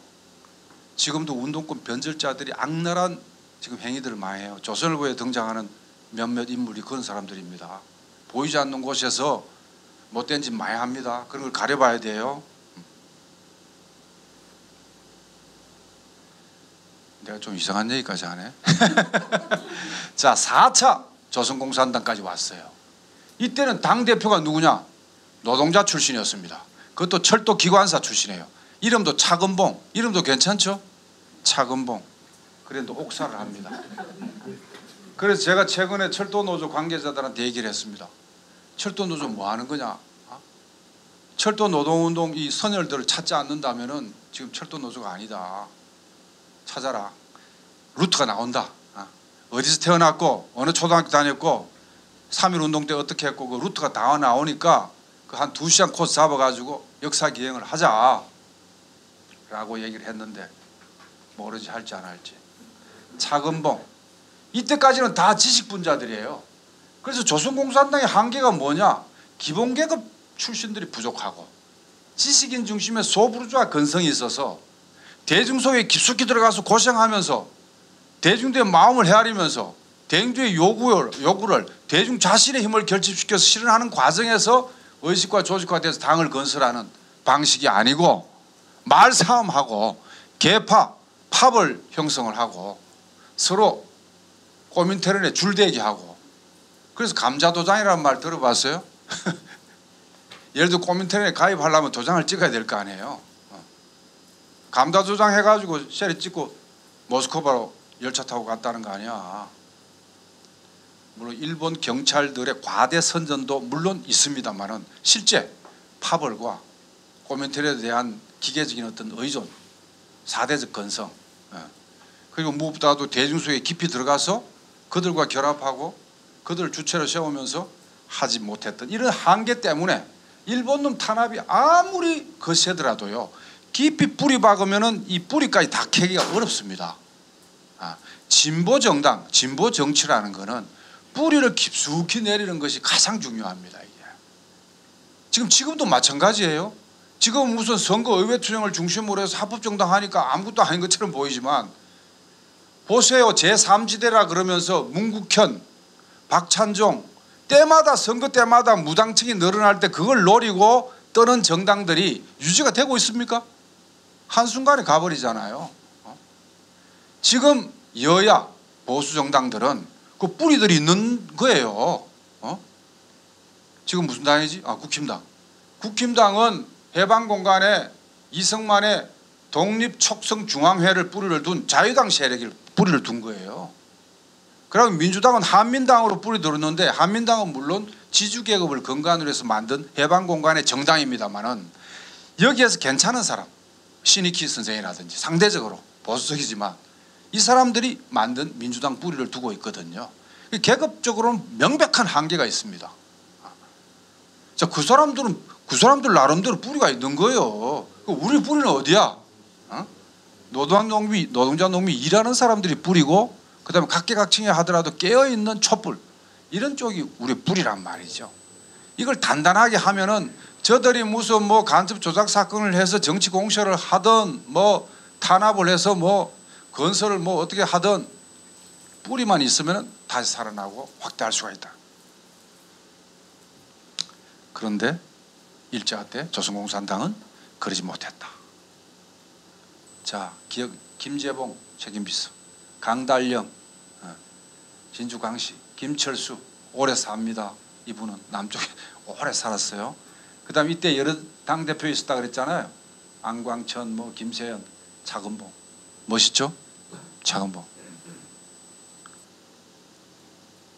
자, 그런데 자유시 참변이 우리 독립운동사의 첫 번째 가는 최대 비극이라면은 두 번째 또 비극이 있었네. 이거는 꼭 알아야 됩니다. 그게 뭐냐? 반민생단 처리 과정에서 좌경적 오류로 인해서 동지가 동지를 죽이는, 수백 명을 죽이거나 겁나니까 튀거나 도망가거나 그중에 일부는 일본한테 귀순하거나 이런 가슴 아픈 역사가 만주에서 있었습니다. 만주에서. 처음에 동기가 이렇습니다. 일본 놈이 간도에 있는, 만주에 있는 조선인 자치다. 자, 조선인은 자치해 준다 이거야. 어? 식민지지만은 자치해 준다. 그러면 중국 사람은 어떻게 생각하겠어? 조중이간을 하는 겁니다. 왜냐하면 조선 사람들은 중국 지주 밑에 소장농으로 많이 살았거든. 근데 조선은 여기 지위를 키워줘. 그러면 중국 사람은 이해관계가 불일치할 거 아니야. 그래서 조중이간 정책을 위해서 만든 민생단이라고 있었습니다. 이 민생단을 누구냐 하냐? 이 김동완이가 누구냐 하면은 아까 대한독립군단에 무장투쟁한 사람입니다. 청산리 대첩에 참여하고 러시아에 가서 한때 사회주의자예요. 사회주의 계열이었던 이 사람이 이거 뭐 자유주의 참변을 보고 상처받아서 그랬다고 치더라도 이렇게 노골적인 친일파가 민생단의 책임을 맡았어요. 박석윤, 김동완 이런 자들이 친일파 협의해가지고 한국 사람인데 육군 대자 출신의 박두영을 단장으로 해서 민생단을 만들었는데, 민생단을 만들니까 오히려 너무 자치를 허용해주면 일본한테 손해가 되는, 또 이렇게 마음이 바뀐 거예요. 그래서 5개월 만에 문을 닫았는데 이때부터 이간책이 시작된 겁니다. 공작이. 그래서 일본 헌병대가 저 항일 유격 때 31년도 9.18 사변을 통해 가지고 일본이 만주를 먹지 않습니까? 이때부터 만주에서 항일 유격대가 시작되거든. 항일 유격대가 쪼개버려야 돼. 그리고 그 전에 있었던 조선공산당 만주 총국, 중국 공산당 사람들, 이런 사람들 내부 분열을 시키고 싶다 말이에요. 거기에 이용을 했어요. 그래가지고 이제 이때에 어떤 일이 있었냐면은 중국의 공산당이, 중국 공산당원이 조선인 공산당원을 민족 배타적인 태도를 취했습니다. 일본의 공작에 넘어간 거야. 거기에다가 조선 사람 중에 아까 계파가 많았다 그랬죠. 화요계, 서상파, 서울파. 화요계가 예를 들어서 자기 파가 아니라는 이유로 절만 민생단일지 모른다는 얘기를 해버린 거야. 그러면 어떻게 되겠어요? 잡아다가 문초를 하고 강제로 불게 만들고 허위 조작을 해가지고 수많은 사람들이, 무려 2천여 명에 가까운 사람들이 죽거나 도망튀거나 이렇게 만들었습니다. 정말 가슴 아픈 현실이에요. 이것이 32년도부터 37년간 5년 동안 만주 바닥을 휘저서 놨으니 이런 상처가 어딨냔 말이야. 그런데 이때는 일제 때 만주에서만 있을까요? 우리가 1차 분당, 2차 분당 때도 똑같지는 않지만, 사람을 죽이고 이러지는 않았지만 마음의 상처들이 서로 간에 얼마나 크게 있었습니까? 이것이 오늘날 진보 대연합 안 되게 만드는 장애 요소가 아니란 말입니까? 그랬을 때 용기 있고 이론적으로 실천적으로 높이 평가받고 논리도 갖춘 어떤 분이 격렬하게 논쟁을 했습니다. 도대체 중국 공산주의자하고, 이게 35년 2월달에 다홍해 회의하고 6월달 요영구에서 아픈 몸을 이끌고 가가지고 회의를 하면 열흘씩 하는 모양이에요. 그때는 중요 회의를 만나기도 어려우니까 거기서 격렬하게 얘기합니다. 중국 사람이 이렇게 얘기를 했어요. 조선 사람의 8할이라 그랬나 9할이 민생당이다 이런 얘기를 했어요. 거기서 막 격분을 해가지고 모든 사물이 물질이 90%를 넘으면은 이미 일본 앞잡이가 우리 유격대에 지금 들어와서 일본 놈을 10명 20명 죽인단 말이냐. 격렬하게 논쟁을 했습니다. 그래서 이 두 가지 회의를 거쳐서 좀 완화되었습니다. 사실은. 사진을 한번 볼까요? 이때 희생당한 대표적인 분. 이 사람은 굉장히 고위직에 있었던 박영균이라는 사람인데 암살당한. 이때부터 반민생당 쪽에 좌경적 오류가 더 확산돼 버렸던 계기가 굉장히 고위직에 있었던 사람을 죽여버렸단 말이야. 그러니까 이거 진짜 민생당 문제 아니냐 이렇게 이제 걸마가 또 죽인 다음에 튀어가지고 일본한테 귀순을 했어. 그놈이 누구냐면 박두남이라는 사람입니다. 박두남. 자, 그래가지고 이 양반이 민생당 아무나 찍어가지고 막 강제로 고문해가지고 조작, 이 누명을 씌운 조작을 각 유격대마다 보따리를 쌓아놓은 거예요. 여차하면 그 보따리 서류 뒤져가지고 근거 찾아가지고 해치려고 가져오라 그래가지고 불질러 버렸습니다. 그림이에요 이거는. 그 당시 사진을 안 찍어놓은 것 같아. 불지른 장면. 그림입니다. 그러나 명백한 팩트입니다 이거는. 불을 질렀어요. 자, 그렇게 이런 이제 우리 운동이 이렇습니다.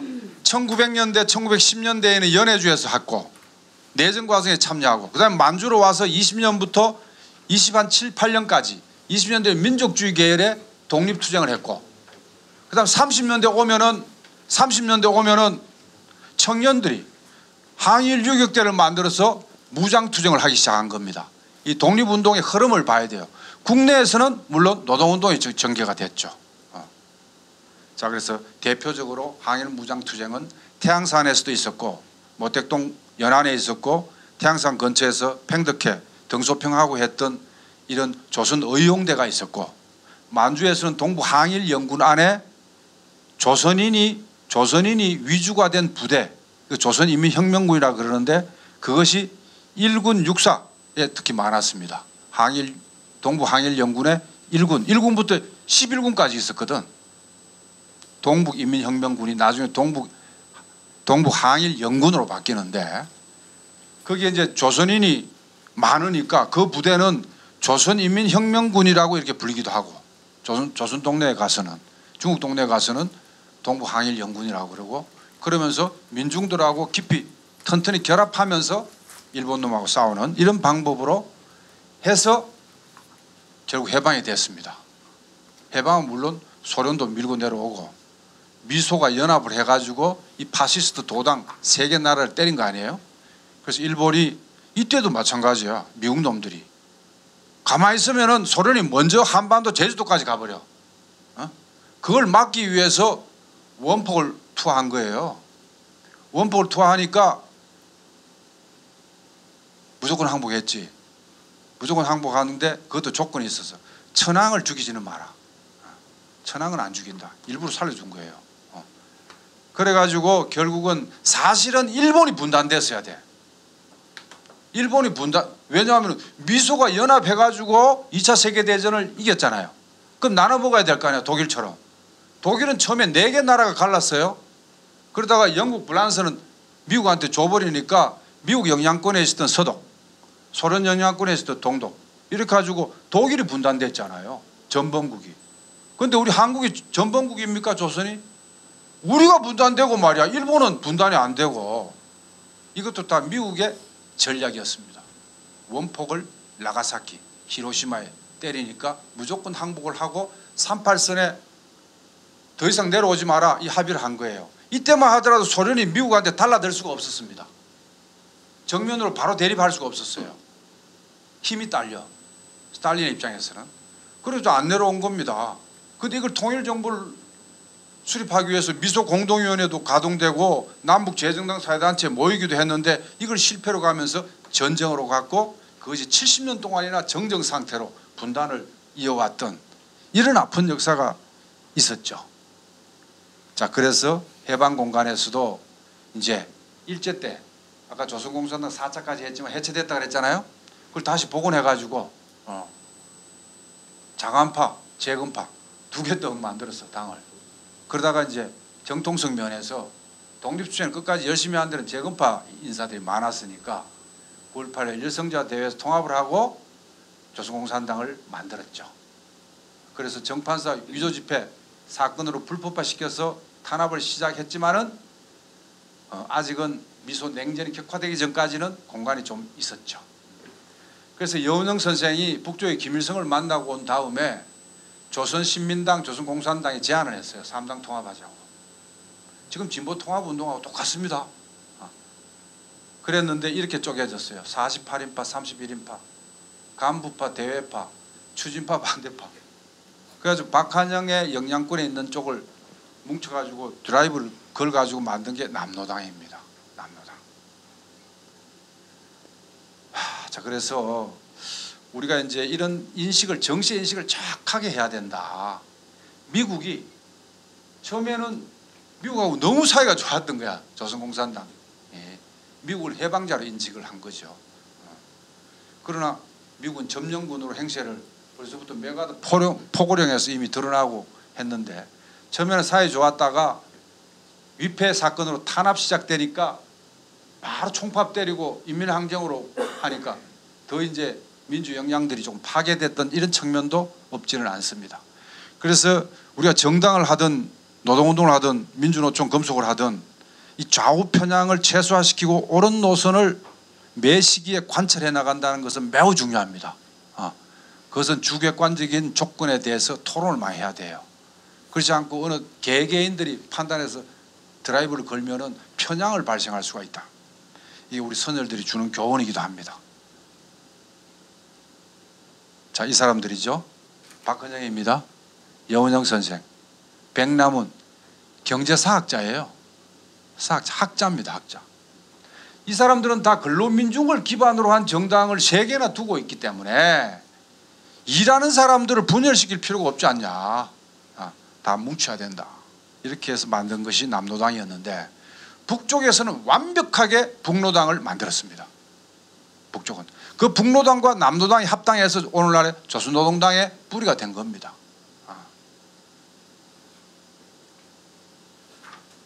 자, 그래서 전후 53년도 7월 27일 날 정전협정이 맺어지잖아요.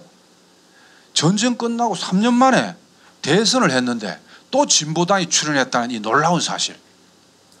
우리 이 한국 국민들요, 내가 국수주의자도 아니고 뭐 아무것도 아닌데 저는 상당히 좀 위대한 민족인 것 같아요. 왜냐하면 아무리 처참한 이 고난과 역경이 있어도 다시 풀뿌리처럼 일어나는 이런 놀라운 저력이 있다. 그 촛불 하나로 막 박근혜를 날리고 이런 거 보면은 그 뿌리가 다 면면 이어져 오는 이런 거 아닌가 싶기도 했는데 전쟁 끝나고 국진 통일이 아주 횡행하게 할 때 조봉암 진보당 조봉암 선생이 물론 온건한 진보를 내걸긴 했습니다. 예를 들면 자본주의, 사회주의를 결합한 혼합경제를 하자. 그 다음에 공산 독재도 비판을 하고 이승만 독재도 비판을 하는 이렇게 애매하게 한 거예요. 그래서 사회보장은 굉장히 8시간 노동제 하자 좋은 걸로 하고 이렇게 하니까 이걸 완전히 빨갱이로 몰기가 좀 어려운 그런 방법을 취한 거죠. 그런데 우리 조봉암 선생을 북쪽에 조봉암 선생 친한 후배쯤 되는 사람이 물무역을 한 거야. 밀무역을. 삼각무역을 한 거야. 홍콩하고 북한하고 남한. 이렇게 해가지고 돈을 벌었을 거 아니에요. 그 돈을 조봉암 선생한테 준 겁니다. 그걸 나중에는 아니 자기는 돈을 벌었고 번 돈을 가지고 정치자금 대줬다. 이건 아무것도 아니잖아요. 정치자금을 대줄 수 있는 거니까. 근데 북쪽에서 주는 돈을 받아서 조봉암 선생한테 전달했다. 이렇게 조작을 한 겁니다. 그래서 조봉암 선생을 사형까지 가게 했던 이런 어처구니 없는 역사가 있었고 지금은 재심 청구 받아들여져 가지고 완전히 무죄로 됐고 보상금도 아마 조봉암 선생 그 후손들은 받았을 거예요. 그 아까운 사람을. 물론 조봉암 선생은 일제 때는 공산주의자였습니다. 조선공산당의 창립 멤버였어요. 그런데 해방 이후에 박헌영하고 사이가 안 좋은 거야. 당연히 좀 뭐가 바뀌었죠. 그래서 좀 비판적인 입장을 취하고 있었고 했는데 무슨 비판문을 서랍에 적어가지고 서랍에 넣어놨는데 이걸 미군 정책에 가지고 언론에 공개를 함으로써 돌아올 수 없도록 마음이 달라졌다는 거, 돌아올 수 없도록 만들었다고 하는데 어쨌든 조봉암 선생은 진보주의자입니다. 진보주의자고 이런 사람을 아깝게 죽여버렸습니다. 1심에서는 5년인가 선고를 내렸어요. 1심에서는. 2심에 가가지고 오히려 사형 때리는 게 어디 있습니까 이게. 1심에서 2심 갈수록 대법원 갈수록 깎여야지. 이때 법무부 장관을 누가 했느냐. 지금 중앙일보 회장이 누구죠? 홍모식이죠. 그 큰 누나가 홍라이죠. 홍라이. 그 아버지가 홍씨인데 할 때 법무부 장관 했습니다. 지금 그래서 제가 물어보니까 이 법무부 장관이 이승만하고 샤바샤바 해가지고 죽인 거 아니냐 했더니 어떤 쪽에서는 오히려 그때 죽이지 말자고 했다. 뭐 이런 주장도 있긴 있어요. 이 재벌 권력들이 이게 다 한 짝이야 지금. 아까운 진보적인 이 정치 지도자를 이렇게 죽였다 이 말이죠. 이분입니다. 걸출한 분이고 강화도 분이에요. 죽인 사실을 이렇게 이제 나와 있죠. 자, 그래서 진보당 죽이고 또 잠복 갔는데 부정선거를 해서 다시 들고 일어난 것이 4.19 아닙니까? 4.19 정치적 공간이 넓어지면 어떻게 된다 그랬어요? 노동자는 대중적 진출을 하고 혁신정당, 진보정당이 만들어진다 하는 걸 또 이제 4.19 공간에서 우리는 보게 되는 겁니다. 자, 그래서 이때도 세계 정당이 있어요. 세 갈래가 있었습니다.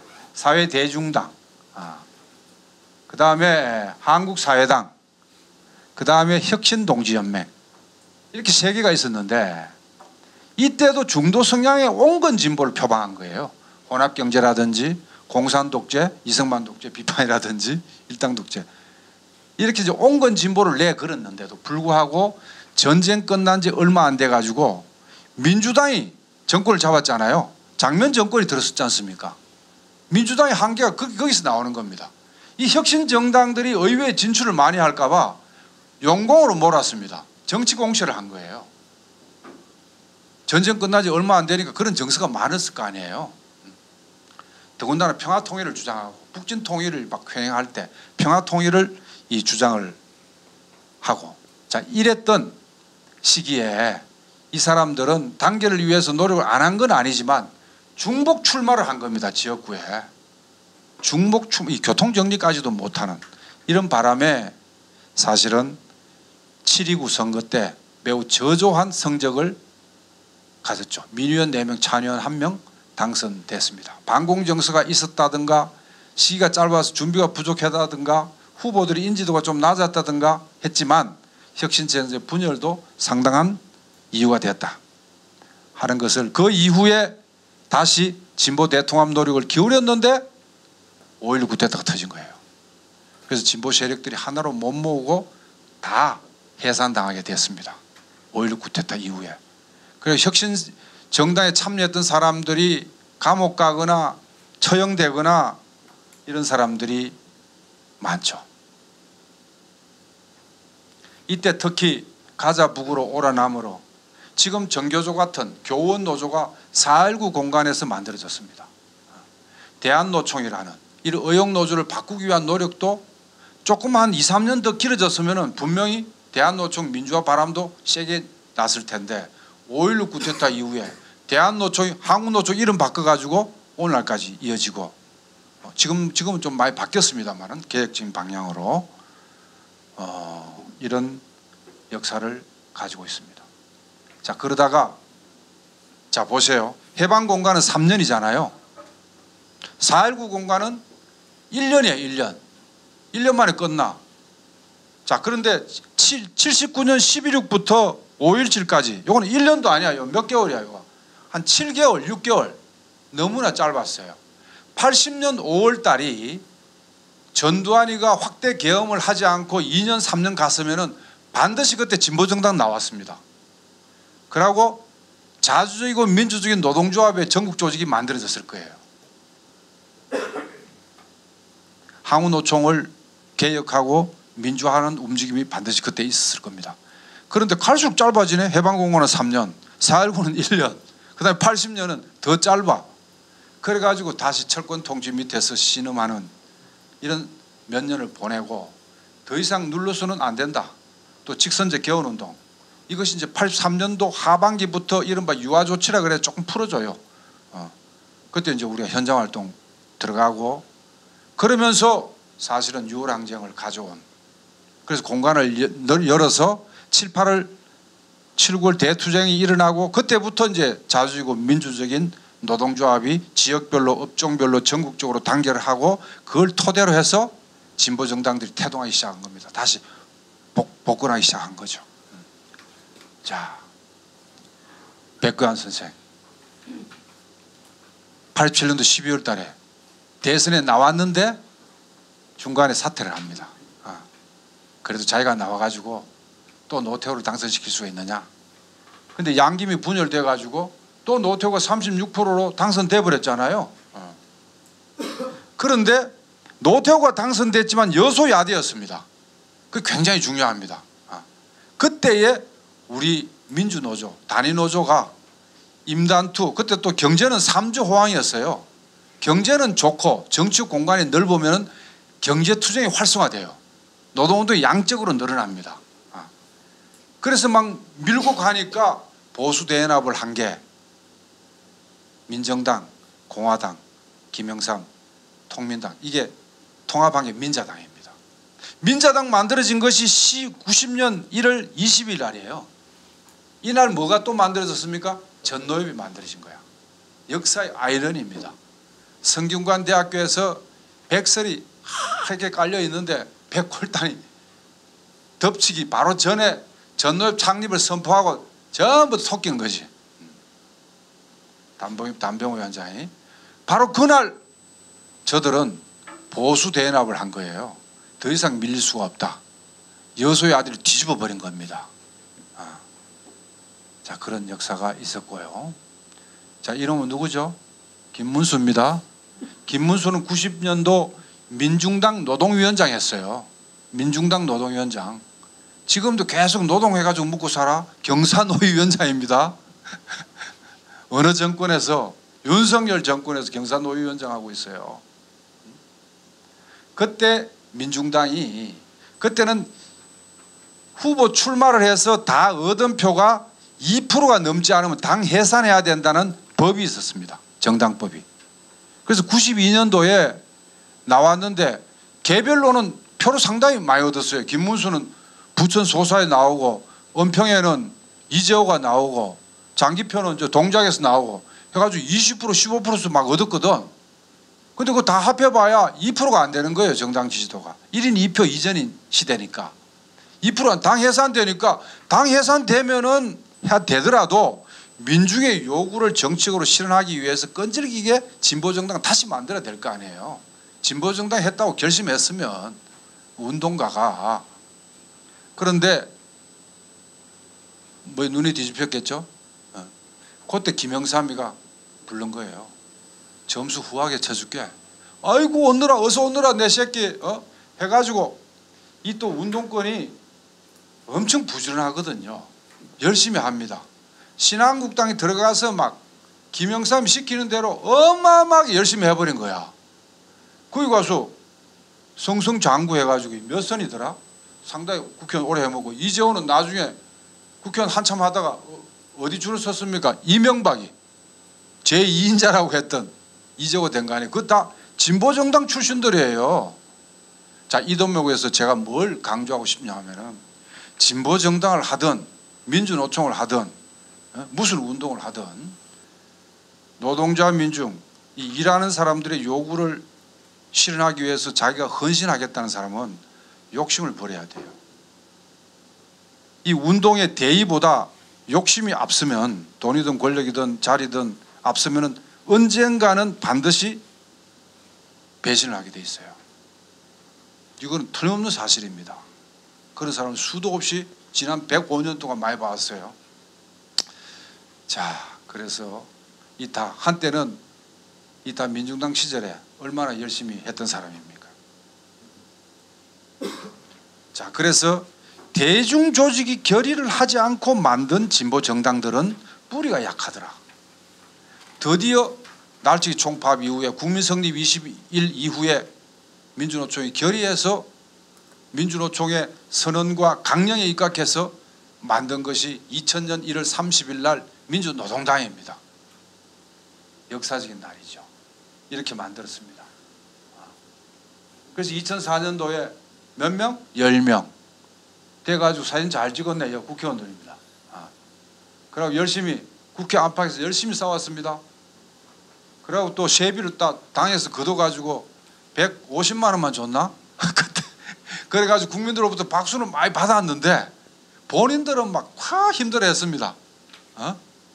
우리 그 당시에 생활임금인가 무슨 기준을 맞춰가지고 세비가 꽤 많이 나오는데 당 재정은 어려우니까 다 당에 기소시키고 150만 원만 가져가라고 했더니 본인들은 굉장히 어려웠지만 그러나 자부심은 있었죠. 우리는 다르다. 여야 보수정당하고는 다르다는 모습도 한때 보여줬던 이런 시절도 있었죠. 자, 그러다가 아까 제가 얘기했죠. 1심의 사건이라는 공안 탄압과 내부의 패권주의 분파주의 이것이 불붙으면서 여기 심상정 비대위원장 했을 때 제명에 관한 건을 떡 올리는 거예요. 중재를 썼는데 실패하니까 이 양반하고 요 옆에 노회찬하고 심상정이가 먼저 나갔어요. 심상정이가 그 다음에 노회찬이가 못 이기지 정말 나가기 싫은 걸 나가더라고. 지금은 고인이 됐는데 어쨌든 잘 나갈 때 국회 열심히 투쟁했고 이건 1심회 때 공안 탄압 규탄하는 기자회견을 했고 자 나와가지고 진보신당 만들었는데 제가 지금 뭘 또 강조하고 싶나 하면은 우리 민중들은 과학이라는 거예요. 민심은 과학이라는 것을 제가 2차 비상대책위원회 2008년도 2월 달에 천영세 비상대책위원장을 모시고 제가 집행위원장을 했습니다. 민주노동당 사무총장격인데 좀 권한을 많이 위임받은 비상인데 당은 살려야 될 거 아니에요. 그래서 그런데 너무나 민심이 정확하냐 하면은 2008년도 당 쪼개진 다음에 진보신당도 나왔는데 민주노동당은 비례 지역구 2명이나 당선시켜 주는 거예요. 권영길 강기갑. 그 다음에 비례 장애인 여성, 비정규직 남성, 시민사회단체 대표 여기 3번이 이정희 대표였습니다. 5명을 딱 주는 반면에 저는 6명을 만들기 위해서 굉장히 노력을 많이 했는데 5.75%만 딱 주는 거야. 1인 2표. 그런데 진보신당은 3%가 나오면 비례가 하나 나오는 거예요. 지역구에서 당선 안 돼도. 여기는 또 2.3%를 안 주는 거야. 2.8% 이렇게 딱 주니까 지역구도 떨어져 비례도 못 나와가지고 이렇게 됐죠. 그랬는데 2010년도가 왔어. 지방선거 때. 이때는 이제 민주노동당은 조금 남아있는 쪼개진 민주노동당은 조금 성적이 좋았는데 진보신당은 유명 인사들 있잖아요. 심상정 노회찬. 경기도지사 서울시장 출마했는데 심상정 유시민을 위해 사퇴했거든. 이래가지고 당내에서 또 말이 많은 거야. 또 노회찬을 끝까지 완주를 해버려가지고 오세훈을 또 당선시켜버린 거예요. 그러니까 일반 시민들한테 이게 안 맞잖아요. 욕을 많이 먹기 시작한 것이. 자, 그때부터 이제 제가 저를 비롯해서 많은 사람들이 강기갑 대표하고 제가 민주노동당 진보대통합 추진위원회 공동위원장입니다. 진보대통합을 이제 추진을 했죠. 추진을 했는데 처음에 진보대통합 추진은 나간 진보신당 땡기고 이런 구상이었는데 나중에는 좀 변질이 됐어요. 어느 쪽에 의해서 뭐 북콘서트도 해버리고 이러니까 진보신당 쪽에서 3분의 2 결의가 안 나와버리는 거야. 그러니까 당은 민주노동당하고 참여당이 되고 통합연대라는 이름의 진보신당의 일부 세력, 다수 세력이지만 이렇게 3자가 결합한 것이 통합진보당입니다. 그래서 이렇게 사이 좋은 시절이 있었어요. 이렇게 사이 좋은 시절이 특히 이 두 사람이 사이 좋잖아요. 사회 좋은 시절이 있었는데 이게 지금 우리가 2008년도 4월 달에 18대 국회에서 5명. 그래 광우병 촛불에서 또 민주동당 뜨고 강기갑 공중 부양하는 강기갑. 그냥 국회에서 완강하게 잘 싸워주고.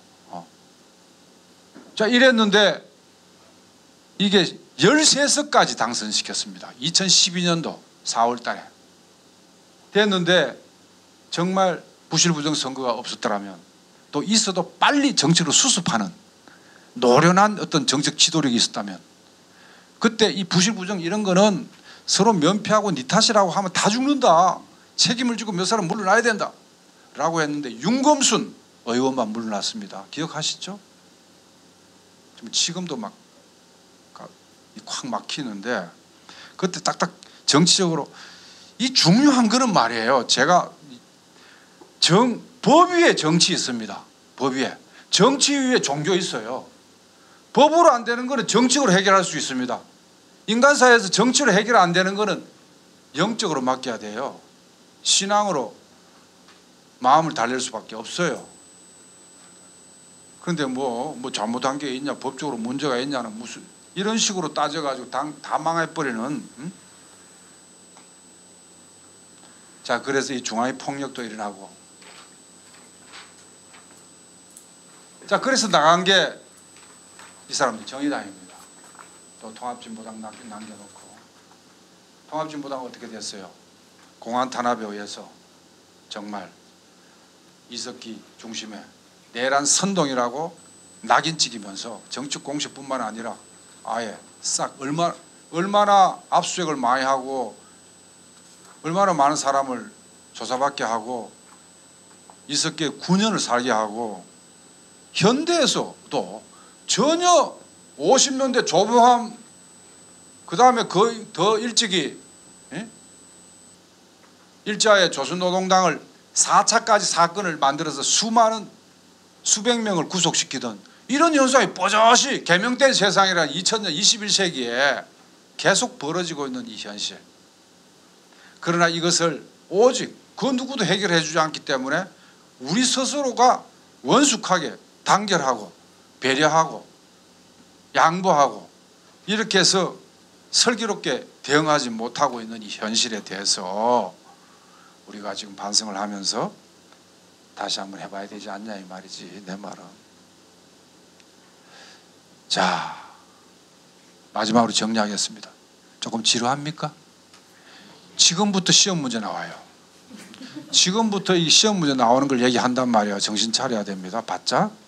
자 첫째로 외세 의존, 파쇼 독재의 위험, 분열 분단, 전쟁 위험이 상존한 이 땅은 항상 패권주의 분파주의. 이거는 동전의 양면입니다. 다수파의 패권주의, 소수파의 분파주의 우리가 있는 겁니다. 어느 조직이든. 그럴 때 다수가 항상 더 잘해야 됩니다. 아니 우리가 결정하니까 니네 따라와. 안 됩니다. 요즘은 특히. 예를 들어서 당 내에서 다수파가 7할이고 소수파가 3할이라고 합시다. 그럼 70%를 공직 당직을 싹쓸이 다 먹으면은 당이 쪼개집니다. 필연적으로. 70% 세력이 있지만은 한 몇 프로나 할까? 한 40%만 해야 돼. 파격적으로. 30% 하면 더 좋고. 안 그래 태어라. 그래 가지고 하면은 이 30%가 감명을 받습니다. 감명을. 왜 분열이 됩니까? 왜? 그러고 그렇게 해서 나중에 단결의 수준이 높아지고 그때조차도 아니 우리가 운동을 왜 합니까? 자리 보고 하는 거야. 국회의원 하고 싶어서 했어. 운동을. 역사를 보란 말이야. 수많은 선열들의 피로 얼룩진 진보정치 노동운동의 길에서 자리 하면은 내부가 깨지면서 저쪽에 이간책에 당하면서 민족과 민중에 대한 배신 행위가 된다는 사실을. 자 그래서 저들의 탄압과 공세는 상수다. 그럴 때 이걸 능동적으로 타개하는 것은 우리 주체에 있다. 주체는 뭘 해야 되느냐? 4가지를 잘해야 된다. 첫째, 통합력 있는 지도력을 구축해야 돼요. 권영길이 있을 때는 권영길이 NLPD 양쪽 다 권영기를 좋아하는 거야. 호남도 경상도 다 권영기를 좋아하네. 어떤 사람은 권영기가 PD인 것 같다고 그러고, 어떤 사람은 아이 모르는 소리 하자, 빨치산의 아들이야 이러고 다 좋아하는 거야. 그러고 또 권영길 대표가 모호하게 처리를 해. 자기 입장을 다 아우르는 방식으로. 그게 정치 기술이기도 해. 자, 그러면 권영길 이후에 그런 사람이 없단 말이야. 날치기 총밥 같은 대중적인 투쟁을 통해서 국민적 인지도가 높아지고 지지도가 높아진 사람이 없어 이제. 그래도 조금 있는 사람들을 끌어모아서 전면에 골고루 내세워야 돼. 한 사람으로 부족하면 두세 명, 서너 명을 전면에 내세우는 거야. 이게 우리 조합원들이 볼 때는 다 모였네, 다시 한번 해보자, 이렇게 될 거 아니야. 양경수만이 아니라 한상균, 김명한, 나순자, 싹 해가지고 우리 같이 한번 해보는 모습을 이렇게 보이는 것 자체가 정치 행위고 단결의 모습이에요. 김태열 동지 한번 나서 볼래? 자, 이렇게 통합력 있는 지도력이 매우 중요하다는 사실. 아까 남로당도 여운형을 세워가지고 했으면 그렇게 불안정하게 안 됐어요. 더 완벽하게 됐습니다. 자, 두 번째로는 우리 진보정당은 그냥 폼 잡고 이렇게 말 많이 한다고 되는 게 아니에요. 우리한테는 아무런 무기가 돈도 없고 백도 없어. 오직 민중의 지지뿐인데, 지지 얻으려면 어떻게 해야 돼요? 감동을 줘야 돼요. 활동가들이 헌신할 수밖에 없어. 진정성 있게 노동자 민중에게 다가가야 됩니다. 세 번째로는 아까 얘기했죠. 자, 개인이 있고 자기 정파가 있어. 그 다음에 자기 당이 있고 민중과 민족이 있어. 어느 걸 제일 앞세워야 돼?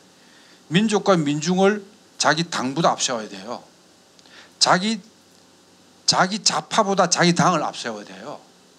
자기 좌파보다 자기 개인을 또 앞세우면 어떻게 되겠어? 그 순서가 있어. 그런 사람이 또 존경받고 또 지도자가 돼요.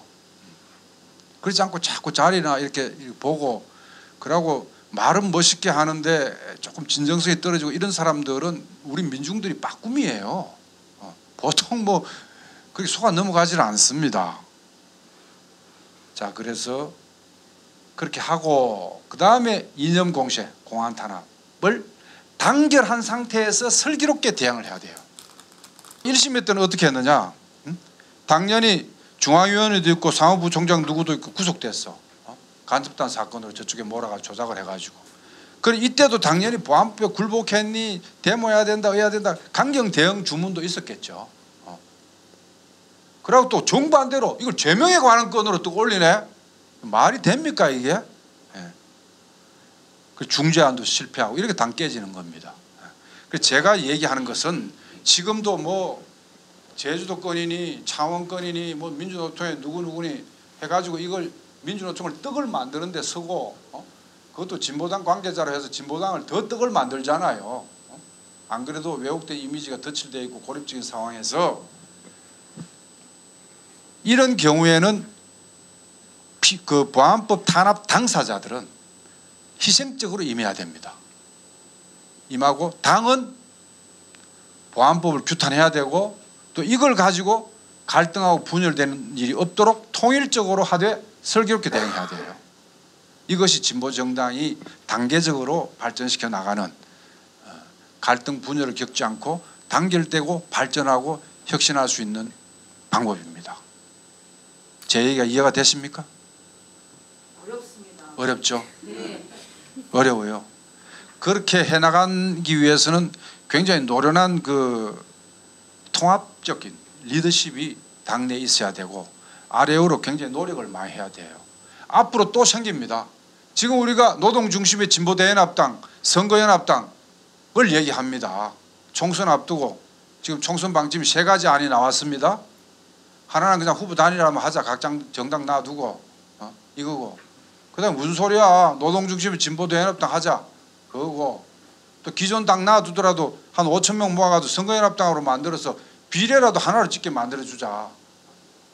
이 3가지 안이 이제 8월 17일 날 민주노총 중지부에서 논의가 되고, 이것을 9월 초에 임시대의원대에 어떻게 올릴 것인가 수기를 하겠죠. 이럴 때 사실은 깨놓고 얘기해야 돼요.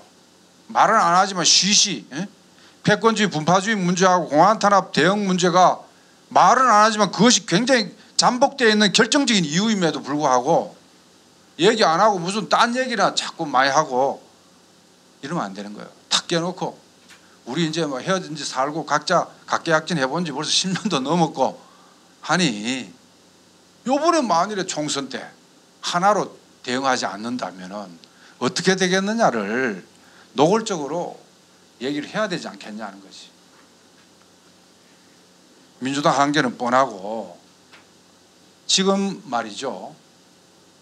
지금 뭐 정의당에서 참여계를 플러스 알파가 이탈을 하고 새진보를 참칭하고 있고 뭐 그다음에 진보당 옛날에 같이 했던 주권당이라기 또 나가 주권당을 이름 붙여가지고 움직이고 있고 뭐 용해인이 뭐 기본소득당도 있고 이렇게 해서 제3지대를 또 모색을 하는 것 같고 뭐 이러지만은 이 땅의 제3지대는요 노동자 농민이 일하는 사람들을 기반으로 하지 않는 제3지대는 다 실패합니다.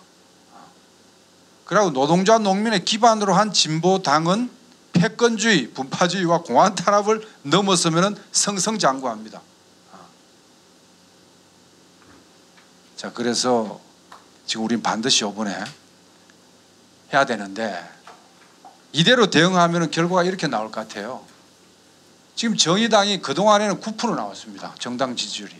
민주당 1% 이렇게 나왔지만은 내년 4월에 정의당이 9% 나올 것 같습니까? 전혀 그렇지 않 나와요. 정의당 안에 있는 사람들은 착각을 아직 하고 있는 것 같아요. 지금 하나로 뭐 비례연합당이니 진보연합당이니 이렇게 골아프게 하지 말고 우리 정의당으로 들어오려면 들어오고 해서 가면은 9% 나온다고 자꾸 얘기하는 거야. 내가 계산기 두드려 보니까 안 나오는데. 그러고 진보당은 당원은 많죠. 근데 정당은 당원 수대로 하는 게 아니에요. 정책 신망을 가지고 하는 것이거든요. 고립적이죠. 이미지가 아직도. 노동당은 뭐 여러 가지로 부족한 측면이 있고 녹색당도 있는데 어쨌든 지금 이대로 가면은 제가 볼 때 정의당은 지역구 다 떨어집니다. 심상정이 뭐고 싹 다 떨어지는 데다가 정당 지지율도 한 5, 6% 나오면은 6% 나오면은 두세 석밖에 안 돼요.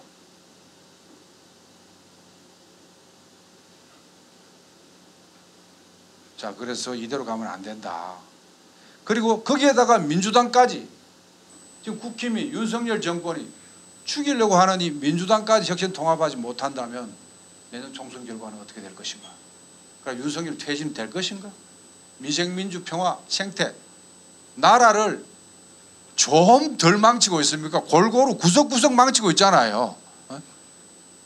잼버린가 그까지도 오늘날 도대체가 이렇게 망쳐서 한 5년 망쳐놓으면요 이 되돌리기 나중에 정권 바꿔서 되돌리기가 굉장히 어렵답니다.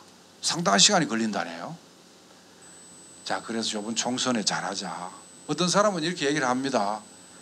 너무 급하게 하지 말자. 이번 총선까지는 그냥 각자 하고 총선 끝나고 충분히 준비해서 잘하자 이런 얘기 있는데 정치적인 계기 중요한 일정을 완전히 무시하고 준비했다가 잘하자 이건 거짓말이에요. 되지가 않습니다. 자, 그래서 뭉치니까 계산이 나옵니다. 지금 이것만 해도 몇 프로입니까? 11.5%가 돼요. 단순 계산해도 시너지 효과까지 하면 더 나옵니다. 2004년도에 13.1% 나와가지고 비례 8명 먹었거든요. 자, 그래서 비례도 많이 당선되지만 지역구는 어떤가? 지역구는 우리가 선택과 집중을 하고 민주당한테 연대를 관철시킨다면은 민주 진보 범야권 단일 후보로 해서 1대1로 만들어서 이쪽에 국회의원을 또 많이 당선시킬 수가 있습니다.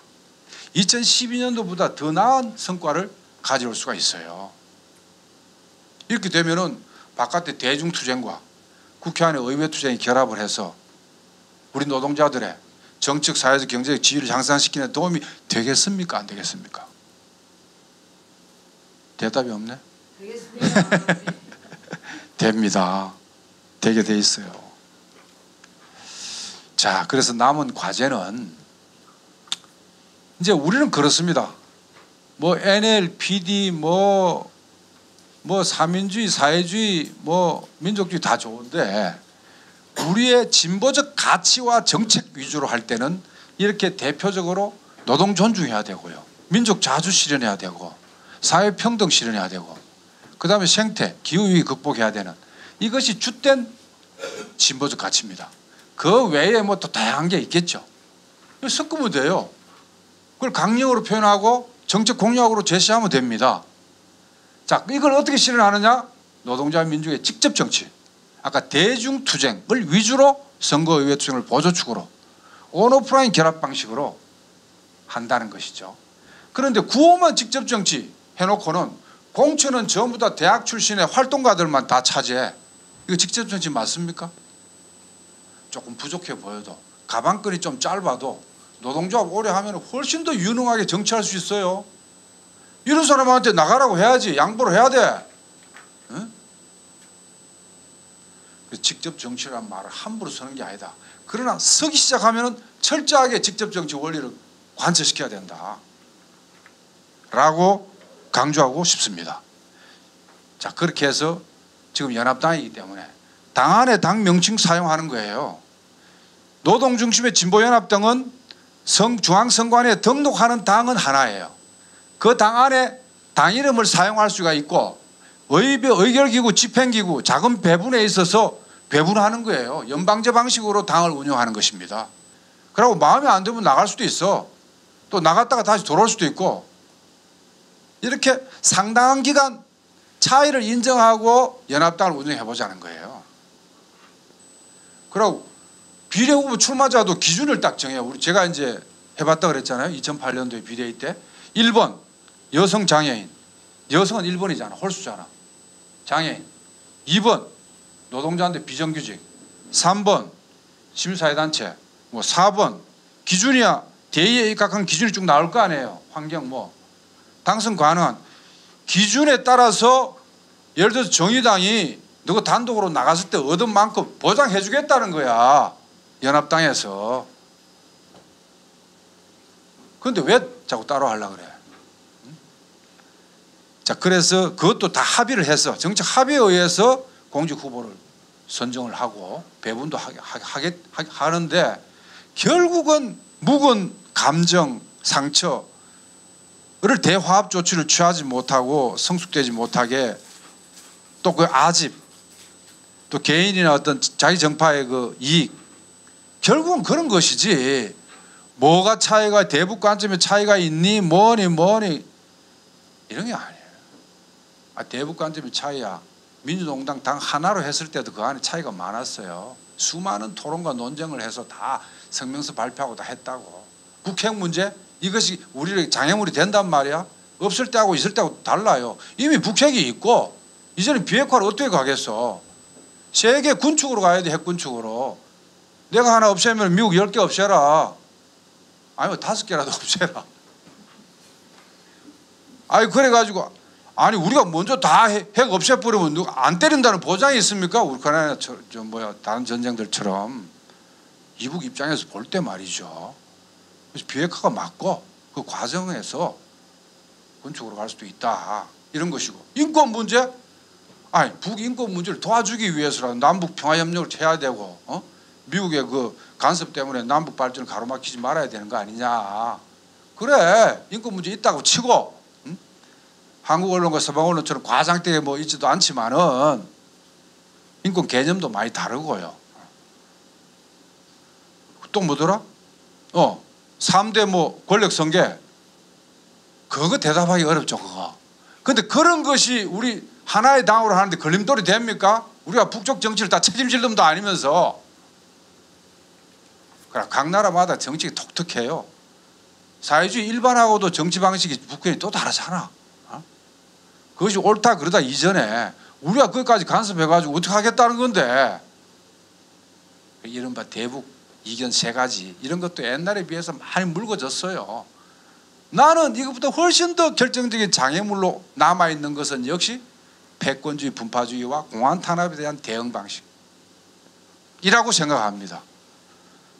여기 동의하는 사람 박수 한번 쳐보세요. 내가 꼭 박수 치라 그래야 어거지로 치네요. 어거지로 치. 자, 그래서 공직 후보도 이렇게 합의해서 잘하고 이런데 이 문제가 아직은 해결되지 않고 있다. 과거 성찰, 니네 할 것 없이 저도 책임 크고 과거 성찰로 대화합 조치 하자. 패권주의 분파주의 재발 방지 하도록 하고 제도만 된다고 해서 패권주의가 극복되는 건 아닙니다. 자세가 매우 중요합니다. 특히 다수파의 자세, 다수파 중에도 지도적 인물의 자세, 이 굉장히 중요합니다. 먼저 해야 돼. 선방을 날려야 돼. 그런 마음이 좀 풀어져. 그래도 해결되지 않는 것 또 여러 가지 프로그램을 가동해서 하고 이래야 되는데 아직은 그렇지 못한 것 같아요. 민주노총 대진조직에 막 의결기구나 맡겨놓고 말이야. 이 책임 있고 비중 있는 이런 활동가들이 지금 뭐가 있는지 모르겠네. 힘도 없는 정성에만 목이 쉬도록 외치고 있고. 제가 좀 힘이나 있으면 좀 좋겠는데.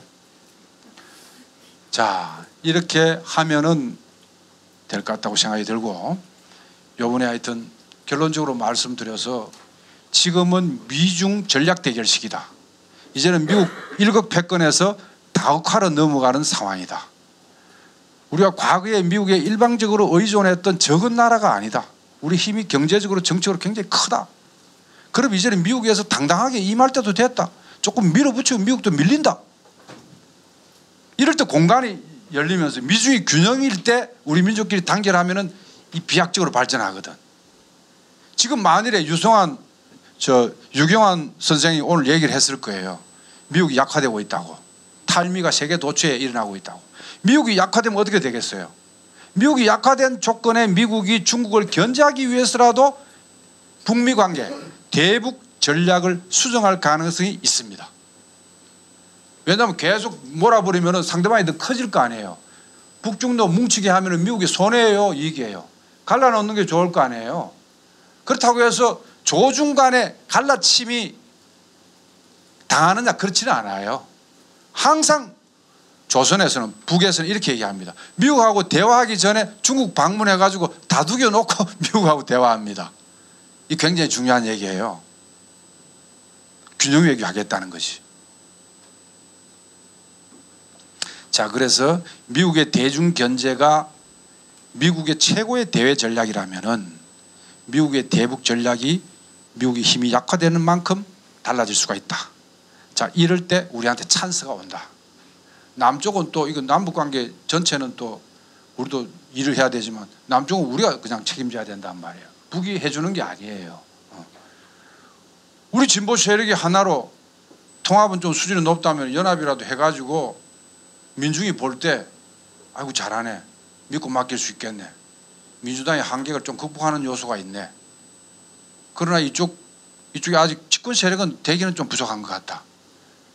그러면은 진보 세력하고 민주 세력하고 연대해가지고 뭐 한번 해봐라, 뭐 이런 얘기도 있을 거고. 그래서 이런 과정에서 우리가 노동자의 사회경제적 지위만이 아니라 정책 지위를 향상시키고 궁극적으로는 한국사회 대변혁, 민주변혁을 실현하고 더 나아가서 평화협력과 연합방 통일로 뻗어나가는 이런 길로 가는 게 좋지 않겠나. 동의하시면 박수 한번 치고 라고 저는 생각을 합니다. 라고. 지금 시간이 너무 많이 지났죠? 너무 많이 지났고 화장실도 가야 되고 질문을 없애리라고 봅니다. 예, 수고하셨습니다. 강의 듣느라고.